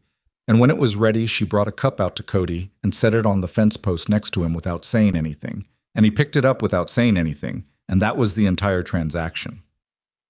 She was back at the stove when Elias came downstairs. He looked at the coffee, looked at the kitchen window where the frost had made patterns on the glass, and said, "How's the trough?" "Cody's working it." He nodded and poured his coffee and sat at the table, and she was aware of him sitting there, the same way she was becoming aware, in a cumulative and uncategorized way, of how he moved through his mornings. The specific sequence of it: coffee first, then the window, then the ledger, if there was something to review, then outside. The way he held his cup with both hands when he was thinking. The way he became in the late evening more capable of conversation than he was at any other point in the day, as if language were a resource he rationed carefully and replenished overnight. She had learned his patterns the way she learned everything, by watching and filing and waiting until the pattern was confirmed by enough repetitions to trust. "Whitmore wrote yesterday," she said. He looked up. The hearing is set for December 14th, she said. He wants us both in Cheyenne. 3 days, maybe 4. Elias was quiet for a moment. Both of us. He said having me there to speak to the document discovery process could be useful, she said. That I'm the one who found it, and I can speak to the condition it was in, the location, the context. She paused. You don't have to want me there. I understand if I want you there, he said. It was direct and without hesitation, which was not how he usually said things, and it caught her slightly off guard. She turned back to the stove. 4 days away from the camp, she said. I'll need Cody to handle mornings. Can he? He's been handling the prep for weeks, she said. He knows the quantities. He knows the route. I've been letting him drive 3 mornings out of 6. She paused. He'll be nervous. But nervous and capable are not the same thing. No, Elias said. They're not. She cracked eggs into the pan. She thought about December 14th, which was 6 weeks away, and Cheyenne, which she had never been to, and a county hearing, which she had never been part of, and she let herself think about all of it for exactly as long as it took the eggs to set. Then she plated them and put them on the table and said, Call Cody in. It's cold. November had a quality that December in Chicago never had. It was not the gray, wet cold of the city, the cold that seeped under doors and made everything feel diminished. It was clear and hard and enormous, the kind of cold that made the sky look higher and the stars, on clear nights, look close enough to be frightening. Margaret had not been a person who spent time outside at night before she came here. At the boarding house, night meant the end of the working day and the beginning of the accounting, done at a table by lamplight, with the city sounds coming through the walls. Here, night was different. Here, night was a thing you could stand in. She stood in it sometimes, on the porch, after the kitchen was cleaned and before she went up. Just for a few minutes. She was not sentimental about it. She was not, in general, a sentimental person. But she had begun to understand something about this place that she hadn't expected to understand. It did not care about her past. Chicago, the boarding house, the years of being the large woman who managed things while other people lived their lives, none of that had preceded her to Wyoming. She had arrived as herself and been judged, and the judgment had been wrong, but it had been made fresh. There was something in that she couldn't entirely name, but that she was grateful for in a way she kept mostly private. Elias found her on the porch one evening, mid-November, when he came out to check on a sound he'd heard from the direction of the cattle. He stood next to her for a moment. Nothing wrong out there, he said. Just the wind. She nodded. They stood in the cold and looked at the dark for a moment. I've been thinking, he said, about what we do after the January payment. She waited. The East pasture, he said. If the water rights case goes the way Whitmore thinks, and I know he's not promising anything, but if it does, I want to think about expanding the herd. She looked at him. We've got the East acreage, he said. We've always had it. We just couldn't use it properly because of the water situation. If the creek access is secured, he stopped. He had the expression of a man who had been thinking carefully about something and was deciding how much of the thinking to say out loud. It changes what this ranch could be. How much expansion are you thinking? 30 head to start, he said. Maybe 40 by spring? She ran the numbers quickly. Not perfectly, not with the ledger in front of her, but well enough. Spring is 6 months, she said. If the railroad contract runs through February and we have 2 months of the consolidated Western arrangement operating at full terms, she worked it through. It's possible, tight, but possible. You think so? I think you should bring it to me with the numbers and we should look at it together, she said. But I think it's possible. He turned to look at her, and she was aware that he was looking at her in the dark, which was different from how he looked at her in the lamp-lit kitchen, less guarded somehow in the way that night makes things. You've changed how this place runs, he said. You know that. She did not deflect it. She was tired of deflecting things. I know, she said. So have you. He looked at her. You let me, she said. That's not nothing. He was quiet for a moment. The wind moved across the flats. I'm not good at this, he said. He meant the conversation they were having, or something adjacent to it. She understood that without needing him to clarify. She had been watching him navigate the territory of actually saying things for 2 months, and she had a sense of his particular difficulty with it, which was not coldness, but something more like a lifetime of having kept things inside until the keeping became the habit. Neither am I, she said. I'm better at accounts. He almost laughed. It was the closest she had heard to a real laugh from him, and it was short and quiet, but it was there. Come inside, she said. It's cold. In a minute, he said. She left him on the porch and went back to the kitchen, and she stood at the warm stove for a moment with her hands near the surface, and she thought about 30 head of cattle and spring grass on the east pasture and what this place could become. And she felt something she had not felt in a long time, not just the working forward of survival, but the longer, wider feeling of a future that was worth thinking about. Holt made his last direct move in the third week of November. He came himself this time, not Greer, not a rider. His wagon pulled into the yard on a Tuesday morning while she was loading for the camp, and she saw him climb down, and she understood immediately, from the fact of his presence, that things had changed in the calculation he was running. Alderman Holt was a large man, not heavy, but large in the way of men who have occupied space and resources for so long that it has become physical. He was 60, or close to it, with white hair and a face that had settled into the expression of a man accustomed to other people adjusting to him rather than the reverse. He wore good clothes, not showy, the clothes of someone who had nothing to prove about money because the proving had been done years ago. He looked at Margaret. He looked at the loaded wagon. He looked at the ranch house and the bunkhouse and the repaired porch rail and the organized yard with the winter-ready stack of split wood against the south wall. Mrs. Crow, he said. He said it with a kind of measured courtesy that was more unsettling than open contempt would have been. Mr. Holt, she said. She did not stop loading. She handed a pot to Cody, who was on the wagon bed, and picked up the next one. Is your husband available? He's in the north field, she said. I can send for him. I'd prefer to speak with you both. She looked at him over the wagon side. Cody, she said, finish loading. I'll be right back. She set down the pot she was holding and said to Holt, come to the porch. He followed her to the porch without comment. She did not invite him inside. The porch was intermediate territory, not her kitchen, not his property. And she wanted him on intermediate territory. She sent one of the other hands to find Elias, and while she waited, she stood on the porch and looked at Holt and let the silence be what it was. She was not going to fill it.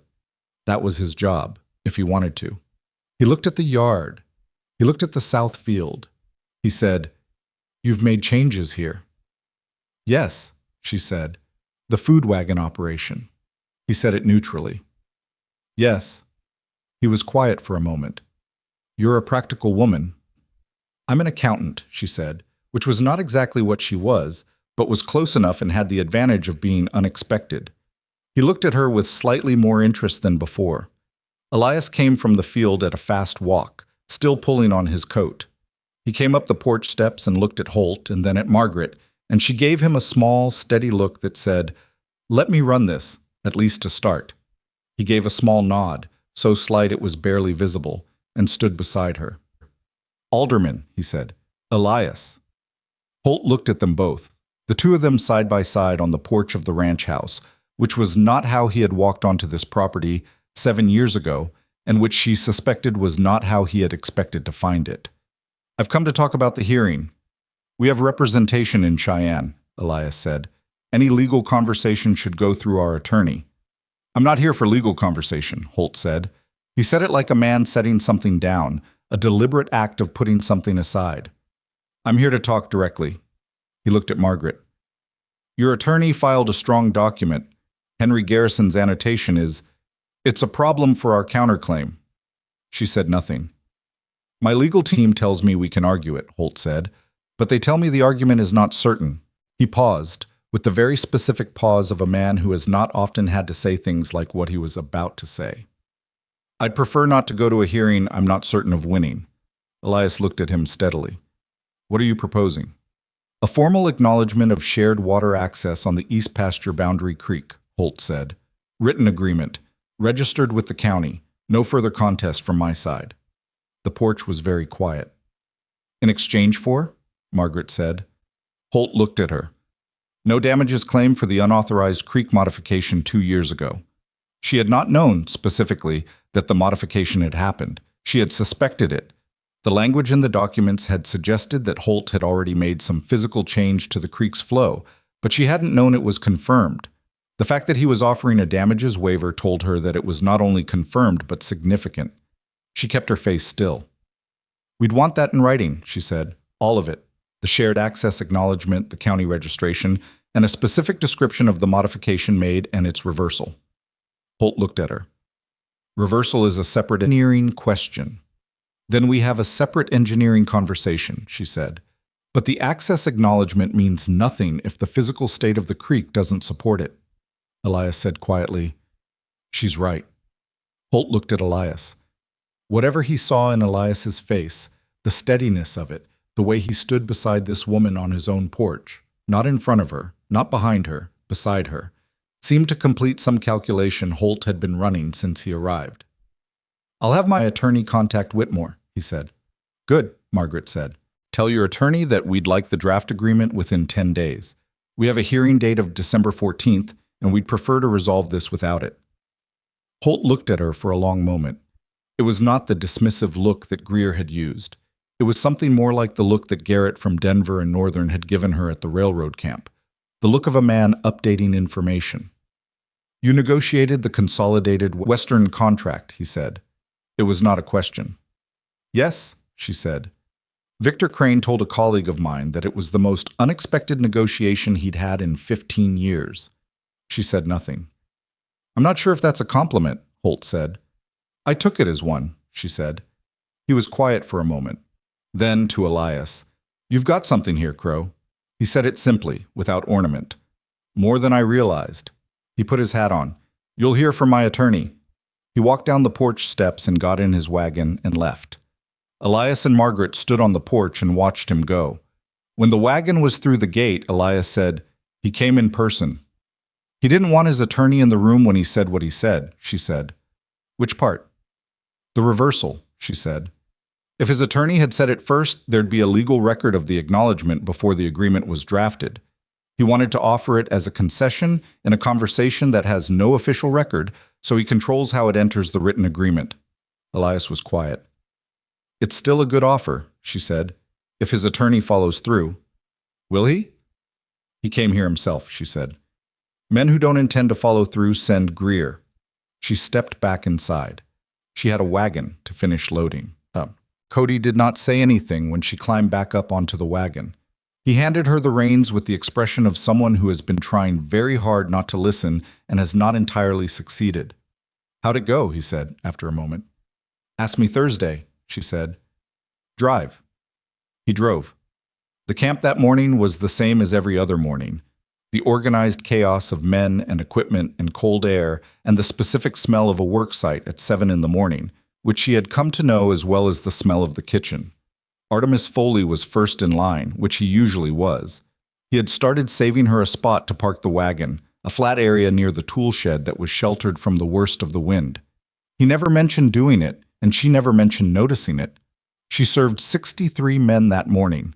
She drove home in the thin November light, the empty pots rattling on the wagon bed, Cody half asleep beside her with his chin tucking toward his chest every few minutes before he jerked upright again. She let him sleep. He was 19 and working hard, and the cold made it worse. And she was not his mother, but she was paying attention to him in the way that people in charge of other people should pay attention, which was not the same as being their mother, but was not entirely different either.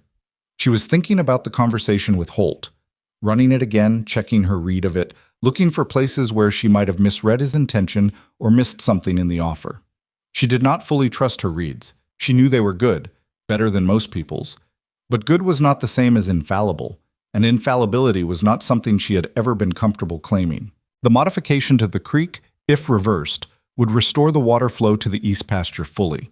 That, combined with a registered shared access agreement, would make the east pasture what it should have been for the last several years, fully operational grazing land. 30 head of cattle, maybe 40. She thought about Elias's face when he talked about spring on the porch. She thought about what it meant for a person to finally get back something they'd been losing slowly for years. Holt's attorney contacted Whitmore in 8 days, not 10. Whitmore wrote immediately with the draft terms, which were mostly what had been discussed on the porch, with 2 points of language that needed adjustment, one around the specific county registration process, and one around the timeline for creek reversal, which Holt's attorney had tried to make vague, and which Margaret, writing back to Whitmore in precise and specific terms, made concrete. The back and forth took 9 more days. It was the kind of negotiation that moved in small increments and required patience she had to consciously maintain, which meant working the camp, working the kitchen, working the accounts, and not letting the pending resolution become an obsession, because obsession made you impatient, and impatience made you accept something you should have pushed back on. She almost broke once, a moment on a Saturday afternoon when Whitmore's response to her latest specification took longer than expected, and she sat at the kitchen table with the ledger open and a pen in her hand and felt, very suddenly and without much warning, the full weight of everything she had been carrying since September. The camp, the contract, the legal case, the kitchen, the accounts, the men, the ranch, the cold house. On the first night when she had stood in the doorway and looked at the wreck of that kitchen, all of it, at once, sitting on her chest. It lasted about 4 minutes. She knew because she was looking at the clock on the kitchen shelf. Then she closed the ledger, got up, went to the cold store, and inventoried the dried goods, which was the most mechanical task she could find, and the mechanical work of counting and recording pushed the weight back to a manageable distribution. And by the time she finished, she was able to go back to the table and open the ledger again and continue. Elias found her there an hour later. He looked at her once, with the careful observation that he had developed over 2 months of watching her, and said, "Do you need anything?" "No," she said. And then, because she had been thinking about honesty and the way you think about something when you've been doing too little of it, "It was a difficult afternoon. It's better now." He sat down across from her. He didn't say anything, which was exactly the right thing to do. And she had come to understand that it was not coldness or discomfort. It was the specific gift of a person who understood that sometimes the most useful thing is simply to be present without requiring anything from the other person. They sat at the kitchen table for 20 minutes, she with the ledger and he with nothing, and the stove made its sounds and the November wind moved around the house. And it was not comfortable exactly. Nothing between two people who are still figuring each other out is entirely comfortable, but it was something she didn't have a word for that was better than comfortable. The agreement with Holt was finalized on a Monday in the first week of December, signed and registered with the county 3 days later. Whitmore handled the registration, sent them the confirmation letter, and included a note at the bottom in his careful hand that said, "Without legal ornamentation, well done." She read the note 3 times. Elias saw her reading it and said, "Good news?" She handed him the letter. He read it. He read Whitmore's note at the bottom. "Well done," he said, repeating it quietly. He looked at her. "He's not a man who says things like that lightly." "No," she said. "I gathered that." The celebration at Crow Valley was not a celebration in any formal sense. There was no announcement. She made a better-than-usual supper, a beef roast that she'd been saving for the right occasion, roasted with the last of the dried herbs from her traveling bag and some onions from the replenished stores. It was enough better than the usual supper that the men knew something was different, and Cody asked without guile, "What's the occasion?" And she said, "We resolved a property matter." And he nodded like that made complete sense and went back to eating. Harlan said nothing during supper, but after the meal, when she was clearing and he was the last one still at the table, he said, without looking at her, "The east pasture." She stopped. "If the water access is secured," he said, "there's good grass on the east boundary that's been going to waste 3 years." He still wasn't looking at her directly. He was looking at his coffee cup. "Elias mentioned 30 head in the spring." "He mentioned it," she agreed.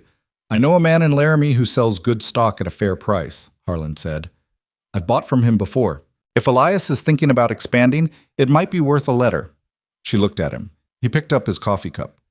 "Write the letter," she said. He nodded, pushed back from the table, and left. She stood alone in the dining room for a moment. Harlan Briggs, who had said she wouldn't last 6 months, was writing a letter to help expand the herd she had made possible. She picked up the dishes and carried them to the kitchen. The trip to Cheyenne for the hearing became unnecessary. The county was notified of the agreed settlement and the hearing was formally canceled on December 10th. Whitmore wrote to confirm and to invoice for his services, and to note that the invoice was, in his estimation, considerably lower than what a contested hearing would have cost. She paid it the same week it arrived. What she had not anticipated, in the aftermath of the settlement, was Greta Calloway.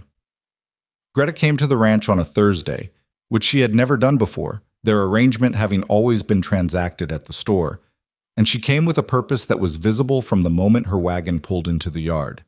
She was carrying a paper package and a specific expression that Margaret had learned to read as Greta's version of decided.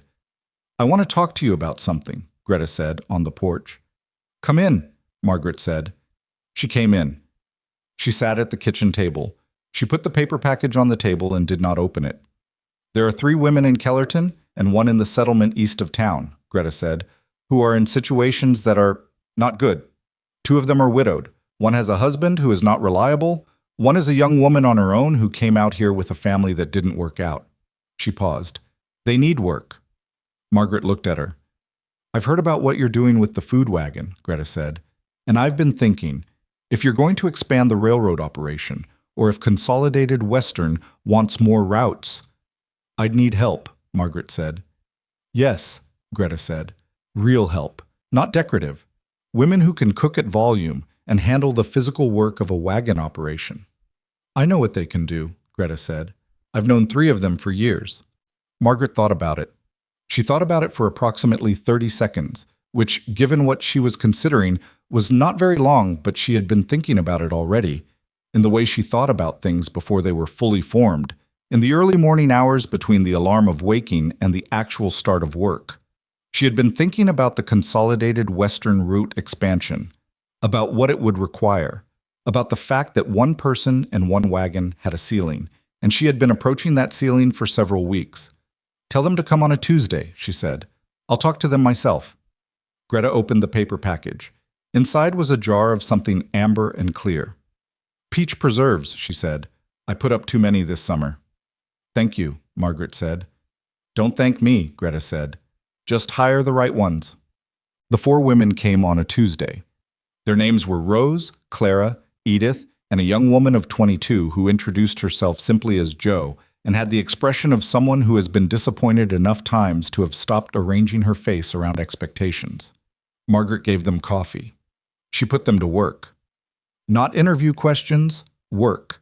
She asked them to help with the noon meal for the ranch hands, and she watched them move in a kitchen, which told her more in 45 minutes than an hour of conversation would have. Rose was fast but imprecise. She'd need to slow down. Clara was slower but never wasted emotion. Edith was the best natural cook of the 4, instinctive in a way that couldn't be taught, though she'd never worked at volume and would need to learn the scaling of quantities. Jo worked with a focused, tight economy that suggested someone who had done a great deal with very little for a long time. She hired 3 of them. She told Rose honestly that the pace of the wagon operation was going to be difficult for her particular working style, and she offered instead to speak to Greta about whether there was work at the store. Rose looked at her without resentment. "That's fair," she said. "I appreciate the straight answer." "I learned the hard way that the straight answer saves time," Margaret said. The other 3 started the following Monday. Edith on the wagon with Margaret on the railroad route. Clara to manage the ranch kitchen mornings so Margaret could focus entirely on the camp. Jo on the Consolidated Western secondary route, which would begin the first week of January under the terms of the signed contract. She spent 4 days training them, not lecturing, showing, working beside them, explaining choices as she made them, answering questions with the patience of someone who understood that a question was not the same as ignorance. Cody helped. He had the gift of explaining practical things without condescension, possibly because he was not far enough from not knowing to have forgotten what it felt like. On the Thursday evening of training week, she found Elias in the main room going over the spring expansion figures. Harlan's letter to the Laramie stock seller had produced a reply with prices and availability, and Elias was working the numbers with the new income projections she had given him. "How are they?" he said, meaning the new women. "Edith is remarkable," she said. "Clara is steady. Jo is going to surprise people." "Like someone else I know," he said, without looking up from the figures. She sat down across from him. "The January payment," she said. "Show me where we are."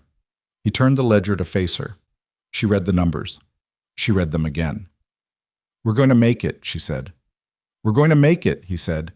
He said it without drama, the same way he said most things, quietly and from the chest, but with a quality underneath it that she recognized now as what Elias Crow's relief looked like. With what's left over after the payment, put it toward the Laramie stock, she said immediately. He looked up. I was thinking the same thing. Good, she said. Then we agree. He looked at her across the table. The lamp was between them, the same lamp that had been between them on the night she'd shown him the survey document. The same light, the same table, but a different quality of silence in the room, one that had accumulated all the weeks between then and now and held them without strain. Margaret, he said. She waited. I owe you an apology, he said, for the first week. When you showed me the letter to the attorney and Elias, let me say it, he said. He looked at the table, then at her. I told you it was my ranch and my problems, and I'd been handling them. You'd been here 3 days and you'd already found something I'd missed for 7 years. He paused. I should have said thank you. I said something that sounded like a complaint. She looked at him for a moment. You said yes, she said. That's what mattered. Eventually, he said. Most people eventually, she said. That's not a flaw. That's how it works. He was quiet. I'm not easy to work with, she said, because it was true and she thought it deserved saying. I move fast and I expect people to keep up, and I don't always explain my thinking before I act on it. I know that. She paused. I've been trying to do better. You have, he said. Been doing better. She looked at him. He looked at her. This isn't how I thought it would go, he said. Any of it. When I sent that first letter, I was thinking about someone who would keep the house and make things quieter. Are things quieter? She said. He almost laughed again, that same brief, incomplete sound that was becoming familiar. No, he said. They're considerably louder. I can try. Don't, he said. Don't try. He looked at the ledger between them, at the numbers that told the story of the last 3 months in the only language that didn't require interpretation. Whatever this is, what you've built, what we've built, don't make it quieter. She looked at the lamp. She looked at the table. She looked at the man sitting across from her, who was not what she had expected either, who was more private and more steady and more willing to be wrong than she had anticipated, who held things inside in a way that she did not, and who had, somewhere in the last 3 months, stopped treating her like a solution to a household problem and started treating her like what she was. All right, she said.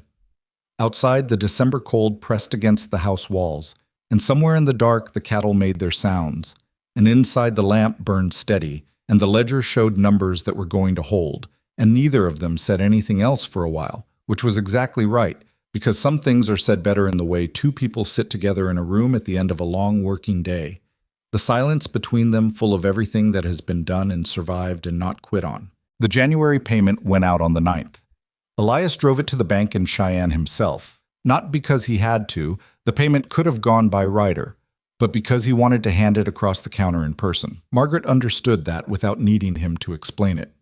There are some things a person needs to do with their own hands, not because it changes the outcome, but because the act of doing it means something that cannot be transferred to a proxy. 3 years of missed targets and tight months and the specific quiet shame of a man who works hard and still comes up short. That kind of weight needs a specific physical moment to mark its ending. He was gone 2 days. She ran the ranch in his absence without difficulty, which was itself a marker of how much had changed since September. When he came back with 2 things she hadn't expected: a small package wrapped in brown paper, and the expression of a man who has set something down and is still adjusting to the new weight of his own hands. He put the package on the kitchen table without ceremony. She looked at it. What is this? Open it, he said. She opened it. Inside was a ledger, new, leather-bound, the pages clean and cream-colored, better quality than the working ledgers she kept. On the inside cover, in handwriting she recognized as Elias's, carefully done, Crow Valley Ranch, so M. Crow, Operations. She looked at it for a long moment. You didn't have to do this, she said. I know, he said. She ran her thumb across the leather. It was good leather, the kind that lasted. She thought about the journals she had brought from Chicago. Worn, the spine cracked, so many pages already full of numbers and notes, and the accumulated record of a woman figuring things out in real time. She thought about this first night at this table, the old ledgers with the water-stained covers, the wooden crate in the corner that nobody had opened in 7 years. Thank you, she said. He nodded and went to hang up his coat, and she set the new ledger beside the old one and sat down and started the day's accounts. January settled into its cold without apology. The railroad camp at Gorman's Flat was still running. Track lane had slowed in the worst weeks, but the crew stayed on site, and they needed feeding, and Margaret's operation was the best option within 20 miles, which Dex Holloway had made clear to his supervisors in a report that Paul Garrett from Denver and Northern had, apparently, quoted directly in a company communication about camp provisions management. She learned this from Garrett himself, who came back to the camp in mid-January for what he called a follow-up review, but which felt more like a courtesy visit from a man who had correctly predicted something and wanted to see how it looked a season later. Holloway tells me his crew's sick days are down 15% since August, Garrett said, watching the wagon operation from the side. He attributes it partly to consistent good nutrition. Partly is accurate, she said. She was ladling. She did not stop ladling for conversations, which people had learned to accept. Morale contributes too. Knowing the food is coming, knowing it'll be good, that does something for a man's general state. You've learned a lot about what workers need, Garrett said. I've been learning it since I was 30, she said. It's just a different kind of worker and a different kind of kitchen. Garrett was quiet for a moment. Then, Consolidated Western has been asking about expansion. 3 additional railroad camps opening in the spring, 2 of them within 40 miles of here. She looked at him directly for the first time. Denver and Northern camps? 2 of them, yes. One is another company's project. He looked at her steadily. I can't make promises about procurement decisions, but I can tell you that the people making those decisions have read the Gorman's Flat figures. She went back to ladling. Tell them to come and see, she said. Same as I told you. He left before the line was finished, and she worked through the remaining men and then packed the wagon, and on the drive home she told Cody what Garrett had said, not because she needed to tell someone, but because Cody had been part of this from the beginning and deserved to know. He was quiet for a moment. Then he said, 3 more camps. Possibly, she said. Nothing's confirmed. That's big, he said. It could be, she said, or it could be a conversation that leads to nothing. I've had those too. She looked at the road. Don't tell the others yet. I'll tell Elias tonight and we'll see what it means. He nodded. He had learned in 4 months of working beside her when the appropriate response to a piece of information was quiet containment and when it was action. It was one of the things that had made him genuinely useful, and she had told him so directly, once, which had produced an expression on his face that she suspected would stay with him for a long time. Elias's response to the Garrett conversation was characteristic. He listened to all of it, asked 2 specific questions about the timeline and the procurement process, and then sat quietly for a moment before he said, The East Pasture cattle. Yes, she said. If the operation expands to 3 more camps, you'll need more production from the ranch side to supply it. Beef, eggs, whatever we can grow. That's the connection I'm working on, she said. The spring cattle buy becomes more important, not less. How many head are you thinking now? 50, she said. If the camps confirm? He looked at her. That's considerably more than 30. 30 was a conservative estimate based on the current operation, she said. 50 is what the operation becomes if Garrett's camps materialize. I'm not proposing we commit to 50 today. I'm proposing we think about what we could handle and have a plan ready. He was quiet. She could see him running the calculation. Not the numbers, she would handle the numbers, but the physical reality of it, the pasture, the water access, the labor, the risk. He was a rancher thinking about land and animals, which was his particular form of competence, and she tried not to push into it because she understood that her competence and his competence were different shapes, and the place where they fit together was where the decisions got made. Talk to Harlan, he said finally. Ask him what the East Pasture can realistically support, water access and all. Then we know what the ceiling is. That's a good idea, she said. He looked at her slightly sideways. You're agreeing with me. I agree with you fairly often, she said. You just don't always notice because you're usually agreeing with me first. He almost smiled. Talk to Harlan, he said again, and went to bed. She talked to Harlan the next morning. She found him in the barn at 6, already working, the way he always was. He was a man who had never needed anyone to tell him to start. He simply started, every day, because stopping completely was not something his constitution permitted. She had come to respect that about him, the same way she had come to respect several things about him that she had not predicted from their first weeks. "Harlan," she said, "tell me about the East Pasture. Water access is secured now. What can it realistically hold?" He looked up from what he was doing. The question didn't surprise him. She suspected, from his expression, that he had been thinking about this already. "Good grass on the east boundary," he said. "You know that. The middle section is rockier, less reliable, but with the creek access restored, 40, 45 head without strain. 50 if we manage the rotation carefully." Carefully meaning what? "Meaning we don't just put 50 animals on it and walk away," he said, with the patient specificity of a man explaining something that should be obvious, but that he has learned not to assume. "Rotation between the east and south sections. Move them before they've grazed a section below recovery. Takes management." "Could you manage it? With the current hands?" He was quiet for a moment. Not thinking about whether he could, she was fairly certain he knew the answer to that, but about something else, something adjacent to the question. About what the question meant, perhaps. About what it would mean for the ranch, and for his role in it, and for the particular complicated piece that had settled over the last 6 weeks. "Yes," he said. "I could manage it." "Good," she said. "Don't commit to it yet. I'll tell you when we know more." She started to leave. "Margaret," he said. She stopped. It was the first time he had used her given name. She turned. He was looking at the barn wall, not at her, the way he usually addressed things he found difficult. "The women you hired," he said. "Edith and Clara and the young one." "Joe," she said. "Joe," he repeated. "They're doing good work." "They are," she said. "The men have noticed," he said. "Nobody's said anything to me, but I've noticed them noticing." She waited, not sure what the point was. "You gave them something real," he said. "Not charity. Work." He paused. "I had a sister years ago who needed something like that. After her husband died." He stopped again. He was clearly at the end of what he was willing to say on the subject, which she could see in the set of his jaw. "It matters, that's all." She looked at him. "I know," she said. He went back to what he was doing. She left the barn and stood outside in the January cold for a moment, the sky above the ridge going from dark gray to lighter gray, the first pale edge of the day. There were things she had not known about Harlan Briggs. There were things she would never know about him.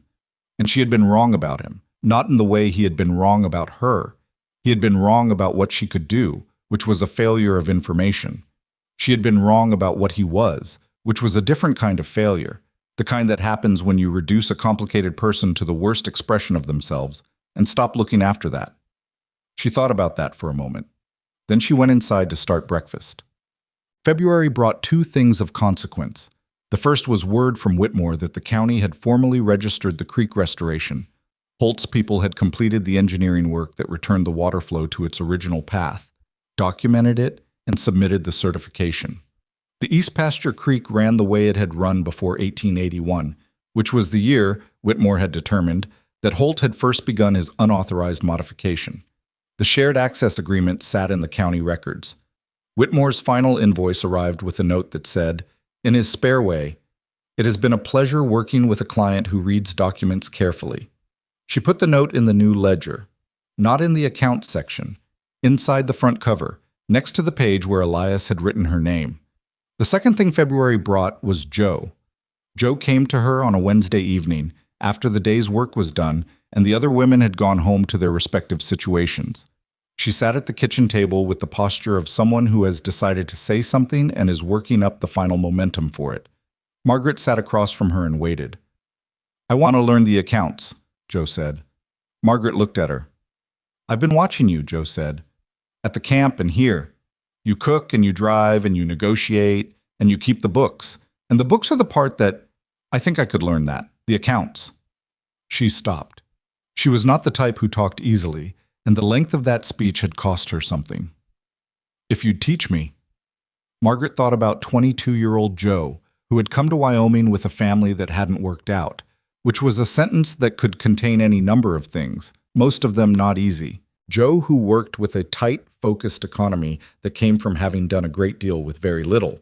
Joe, who was the first one to notice when something was running low and the last one to leave after the cleanup was done. "What do you know about keeping accounts already?" Margaret said. "Not much," Joe said. "I can add and subtract. I kept track of the family's expenses for a while." She paused. "I know what running short looks like. I've known it most of my life." "That's more useful than you think," Margaret said. Joe looked at her. "The arithmetic can be taught," Margaret said. "The understanding of what the numbers mean, what they indicate, what they're warning you about. That comes from having lived close to the edge of them. You already have that." Joe was quiet for a moment. Then, "Will you teach me?" "Yes," Margaret said. "Monday evenings after supper, an hour. You'll need your own journal." Joe nodded. She started to stand. "And Joe," Margaret said. She stopped. "You'll make mistakes," Margaret said.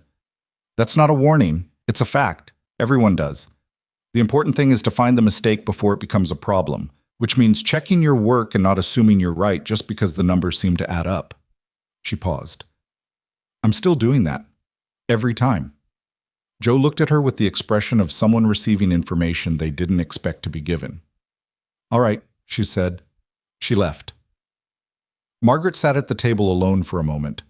She thought about Greta Calloway, who had shown up with peach preserves and the names of 4 women who needed work. She thought about 11 years in a boarding house kitchen where she had learned everything she knew and had been, for all of it, the only one who had learned it, not because she hadn't wanted to teach, but because nobody had asked, and she had been too focused on survival to extend the invitation unasked.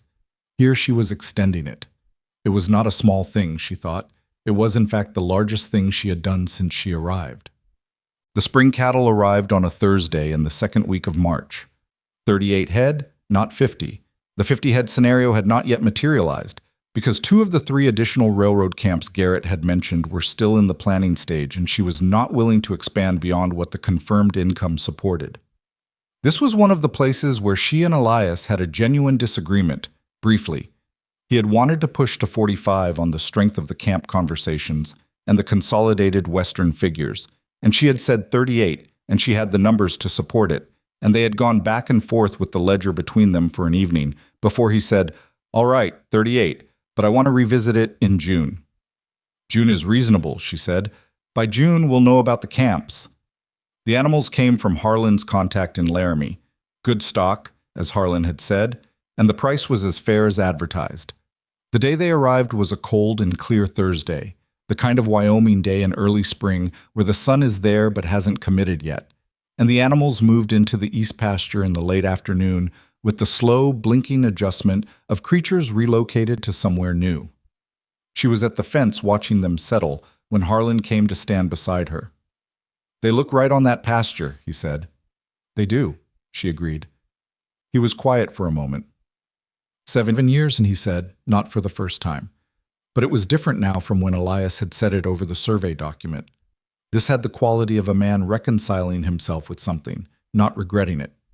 7 years this land has been here, and I never thought we'd get the east pasture working properly. You didn't have the water access." "No," he said. "But I also—" He stopped.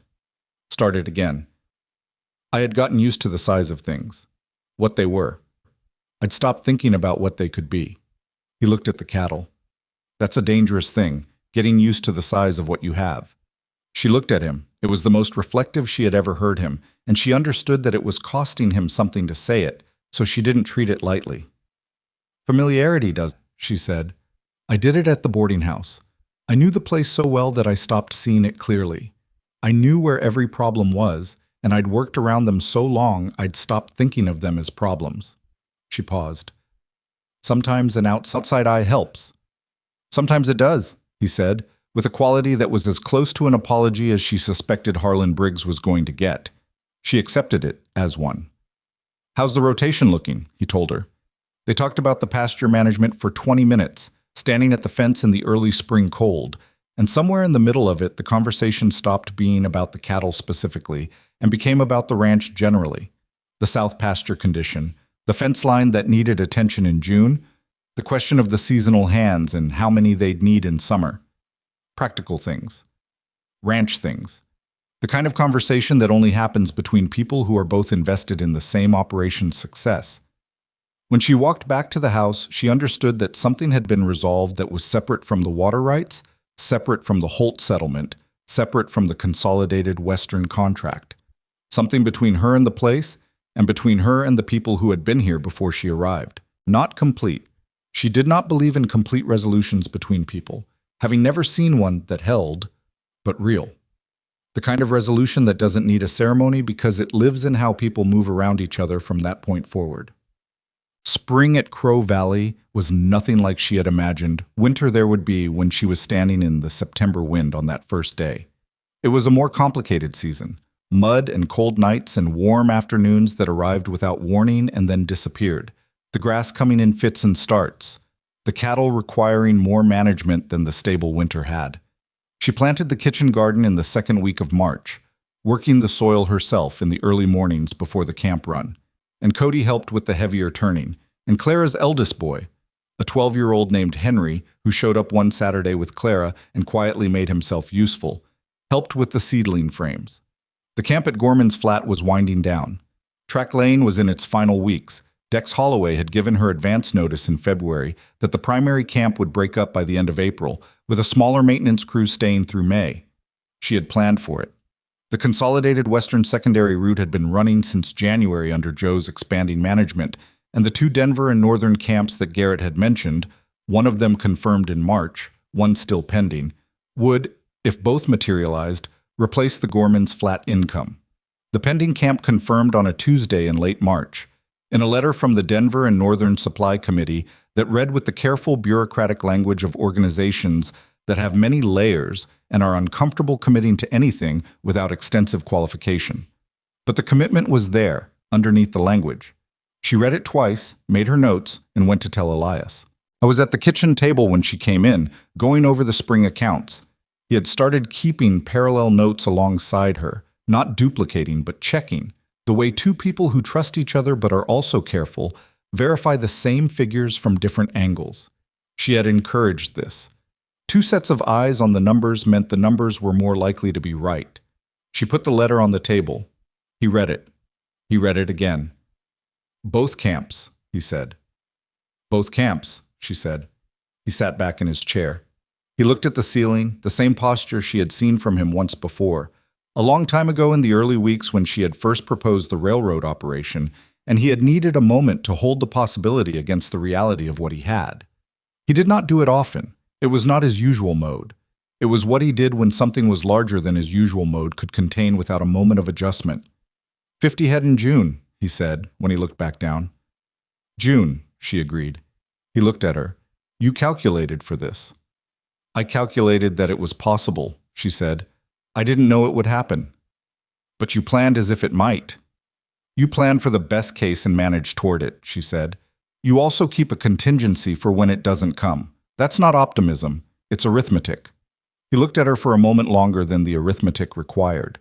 She sat down across from him. Elias, she said, I want to talk about something. He waited. Edith is ready to lead her own wagon route, she said. Joe is managing the secondary route reliably, and she's learning the accounts faster than I expected. Clara runs this kitchen better than I did in the first month. She paused. What I'm saying is that the operation doesn't require me at every point of it anymore. He looked at her carefully. What does that mean? It means I want to think about the ranch side, she said. The cattle, the accounts, the land management, the things we're building here that aren't the food operation. She paused. I built the wagon operation to save the ranch. I think the ranch is saved. Now I want to think about what the ranch becomes. He was quiet for a long moment. That's what I've been wanting too, he said. I just didn't know how to... He stopped. I didn't know if it was what you wanted.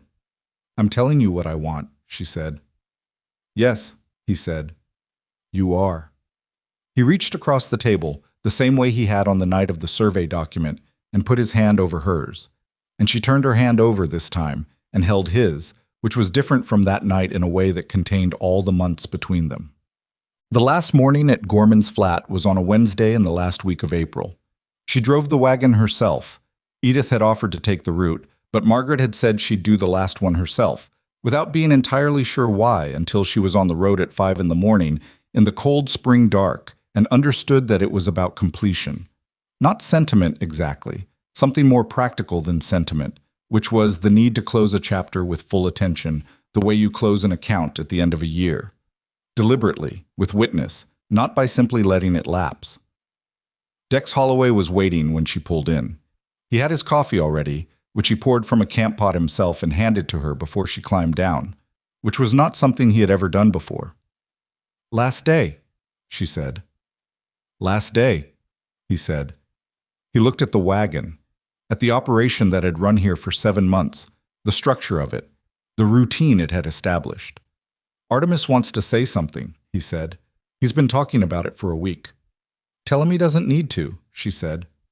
"He knows that," Dex said. "He's going to anyway." Artemis Foley was a large man with a sun-damaged face and hands that had done 40 years of hard labor and showed every one of them. He had been first in line at this wagon since the 3rd day of operation. He came up when the breakfast rush had passed, when most of the men had cleared, and he stood there with his hat in his hands and said, "I want you to know something, Mrs. Crow." "All right," she said. "I've worked railroad for 18 years, he said. "I've eaten more bad camp food than I can tell you. Food that doesn't just taste bad. It makes you feel like you're not worth feeding well. Like you're just an engine to be fueled and that's it." He paused. He was not a man accustomed to this kind of speech, and it showed, but he held on to it. "What you did here wasn't just cooking. I don't know if you know that." "But it wasn't." She looked at him. "I know," she said. He nodded. He put his hat back on. He went back to work. She served the last 60 men. She packed the last pots. She took down the canvas shelter that Dex had built at the edge of the camp, folded it, put it in the wagon bed. She shook Dex Holloway's hand, which was the most professional transaction they had ever had, and he held the shake for a moment longer than necessary and said, "If Denver and Northern has questions about your operation, I'm going to tell them the truth." "That's all I'd ask," she said. She drove home. The road from Gorman's Flat to Crow Valley was 11 miles, and she knew every rut and incline of it now, knew it the way she knew the kitchen and the accounts and the pattern of the Wyoming light at different times of day. She drove it without rushing, in the spring morning, and she thought about Artemis Foley and what he had said, and about what it meant to feed people well. Not the technique of it, not the quantities and the cost management and the logistics, but the deeper thing underneath, which was the decision to treat people as if they were worth the trouble. That was what she had decided years ago in the boarding house, when she was 30 and managing 40 men's breakfasts on a budget that never had quite enough room in it. She had decided that the difference between bad food and good food, when you are feeding people who have no other option, is the difference between telling them they matter and telling them they don't. And she had never been willing to tell people they don't, even when it would have been easier. She had brought that decision to Crow Valley and applied it to a kitchen that hadn't had it before, and it had spread outward in ways she hadn't entirely predicted.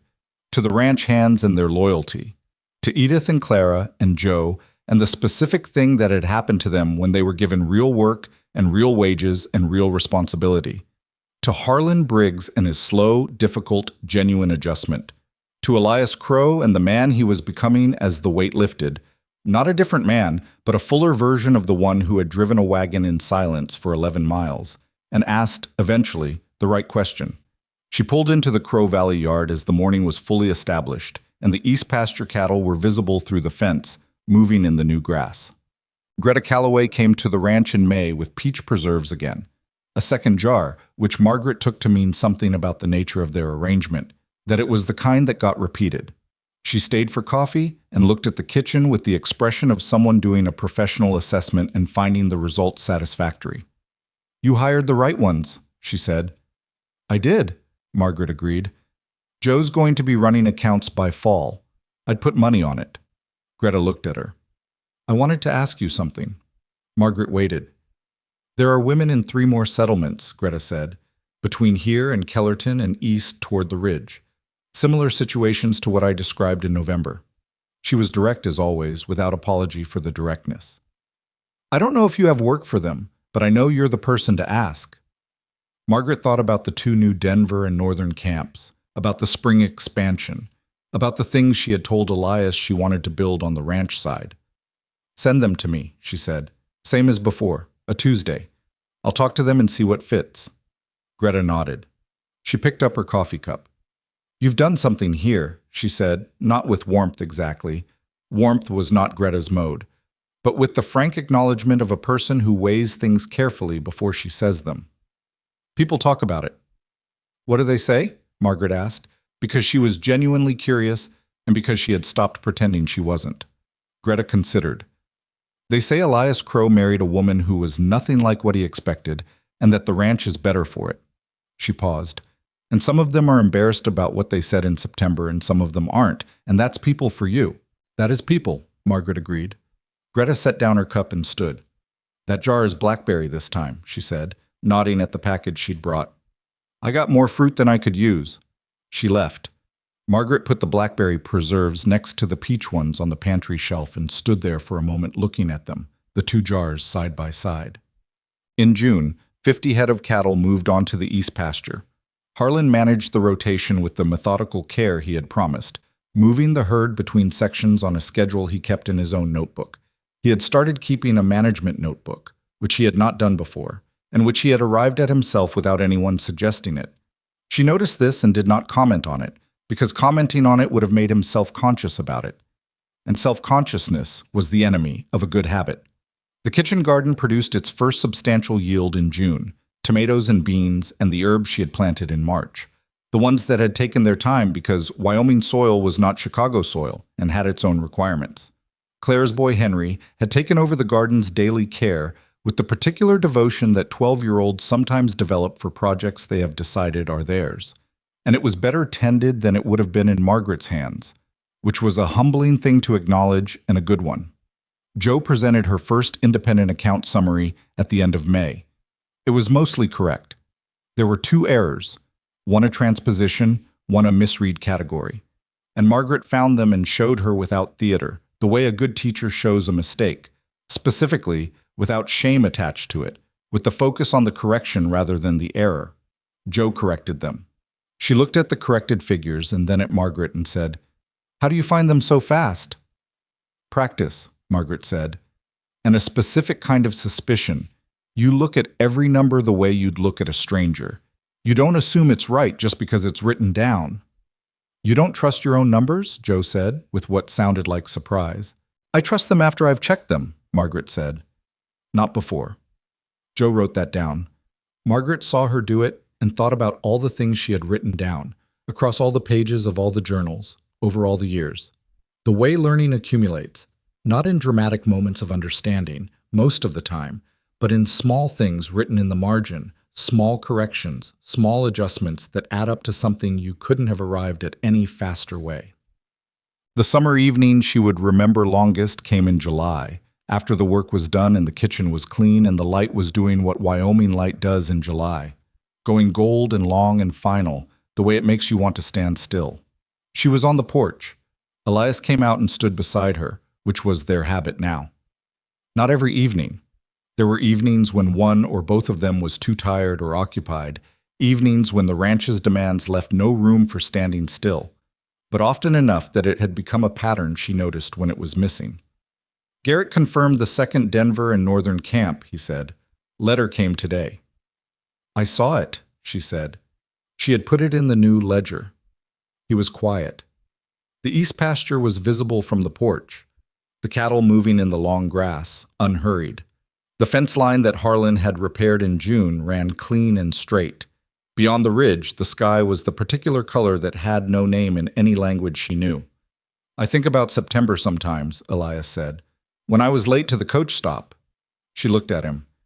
"I almost didn't go," he said.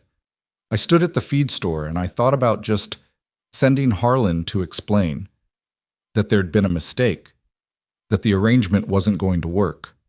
She was very still. "I hadn't told anyone I was thinking it," he said.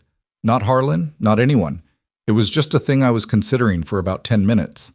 He looked at the pasture. "I don't know why I went. I wasn't ready for any of it. I knew I wasn't ready." He paused.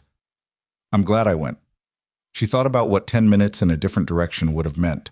She thought about a stagecoach pulling away with a woman sitting on the bench, bags in her hands, watching a town she'd arrived at briefly recede into the Wyoming distance. She thought about how many lives pivot on 10-minute decisions, on the small, largely invisible moments when a person chooses to do the slightly harder thing instead of the easier one, for reasons they can't fully articulate even to themselves.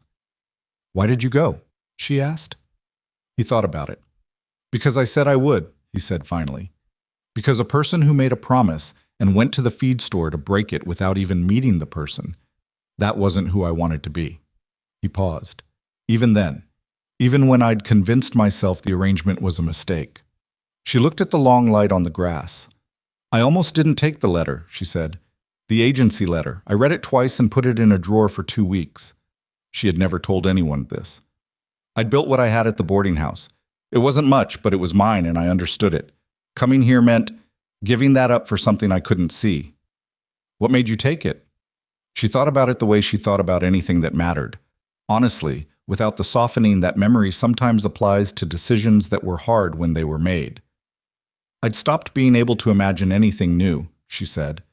"I knew that kitchen so well I could run it in my sleep. And one morning I was making oats for 30 men, and I realized I hadn't thought about anything I hadn't thought before in about 3 years. She paused. "I'm afraid of that. Knowing something so completely that you stop thinking about it. Getting used to the size of things." The phrase was Harlan's, from the barn in January. She hadn't meant to use it, and was slightly surprised to hear it come out of her. Elias was quiet for a moment. "Is that still a fear?" he said. "Here." She looked at the east pasture, at the 50 head of cattle, at the clean fence and the kitchen garden. She could see at the side of the house, at the light going gold on everything. "No," she said. "Not here." She paused. "Here there's too much I don't know yet. The land, the seasons, the 50 ways a cattle operation can surprise you, the 50 ways people can." She paused again. "I'm still learning this place." "Good," he said. "So am I." They stood there for a while in the summer evening, the ranch around them in its working, ongoing, imperfect life. Not finished. Nothing like this is finished. Not a marriage, not a ranch, not the kind of work that is about people and land and time. It was not the quiet arrangement Elias had sent for, and it was not the manageable household position Margaret had arrived prepared to occupy. It was larger than either of them had contracted for, and harder, and considerably more than either of them had known how to imagine from the distance of a letter. She thought about Pete Garlow at the coach stop. Lord above. Elias sent for that. She thought about Harlan in the supply shed. She won't last 6 months. She thought about every version of the same verdict, delivered in the different ways people deliver it, through laughter, through dismissal, through the particular unkindness of seeing a person's surface and deciding that's all there is. She had not spent the last 7 months trying to prove those people wrong. She had not carried their words with her into the kitchen and the wagon and the Kellerton Hotel negotiation and the legal correspondence and the pasture fence. She had carried something else, something quieter and more durable than the need for vindication, which was simply the knowledge that the work was worth doing and that she was the one to do it. That knowledge had been enough. It had been, in fact, everything. Strength does not announce itself. Margaret had understood this for a long time, but Wyoming had confirmed it in a way that Chicago never quite had, because here the land itself did not announce anything. It simply continued. The cold came without ceremony, and the spring came without apology, and the grass grew whether or not anyone was watching, and the people who survived here were the ones who understood that survival was not a performance for an audience, but a daily, private, ongoing decision to keep building even when no one else could see the foundation going in. She had kept building, the foundation held. The evening went on around her gold and quiet, and Elias stood beside her, and below them the ranch continued its life. And inside the house, the new ledger sat on the kitchen table with its clean pages filling up, one day at a time, with the record of something that had been built from almost nothing by 2 imperfect people who had, against reasonable expectation, chosen to keep going. That was the whole of it. That was enough.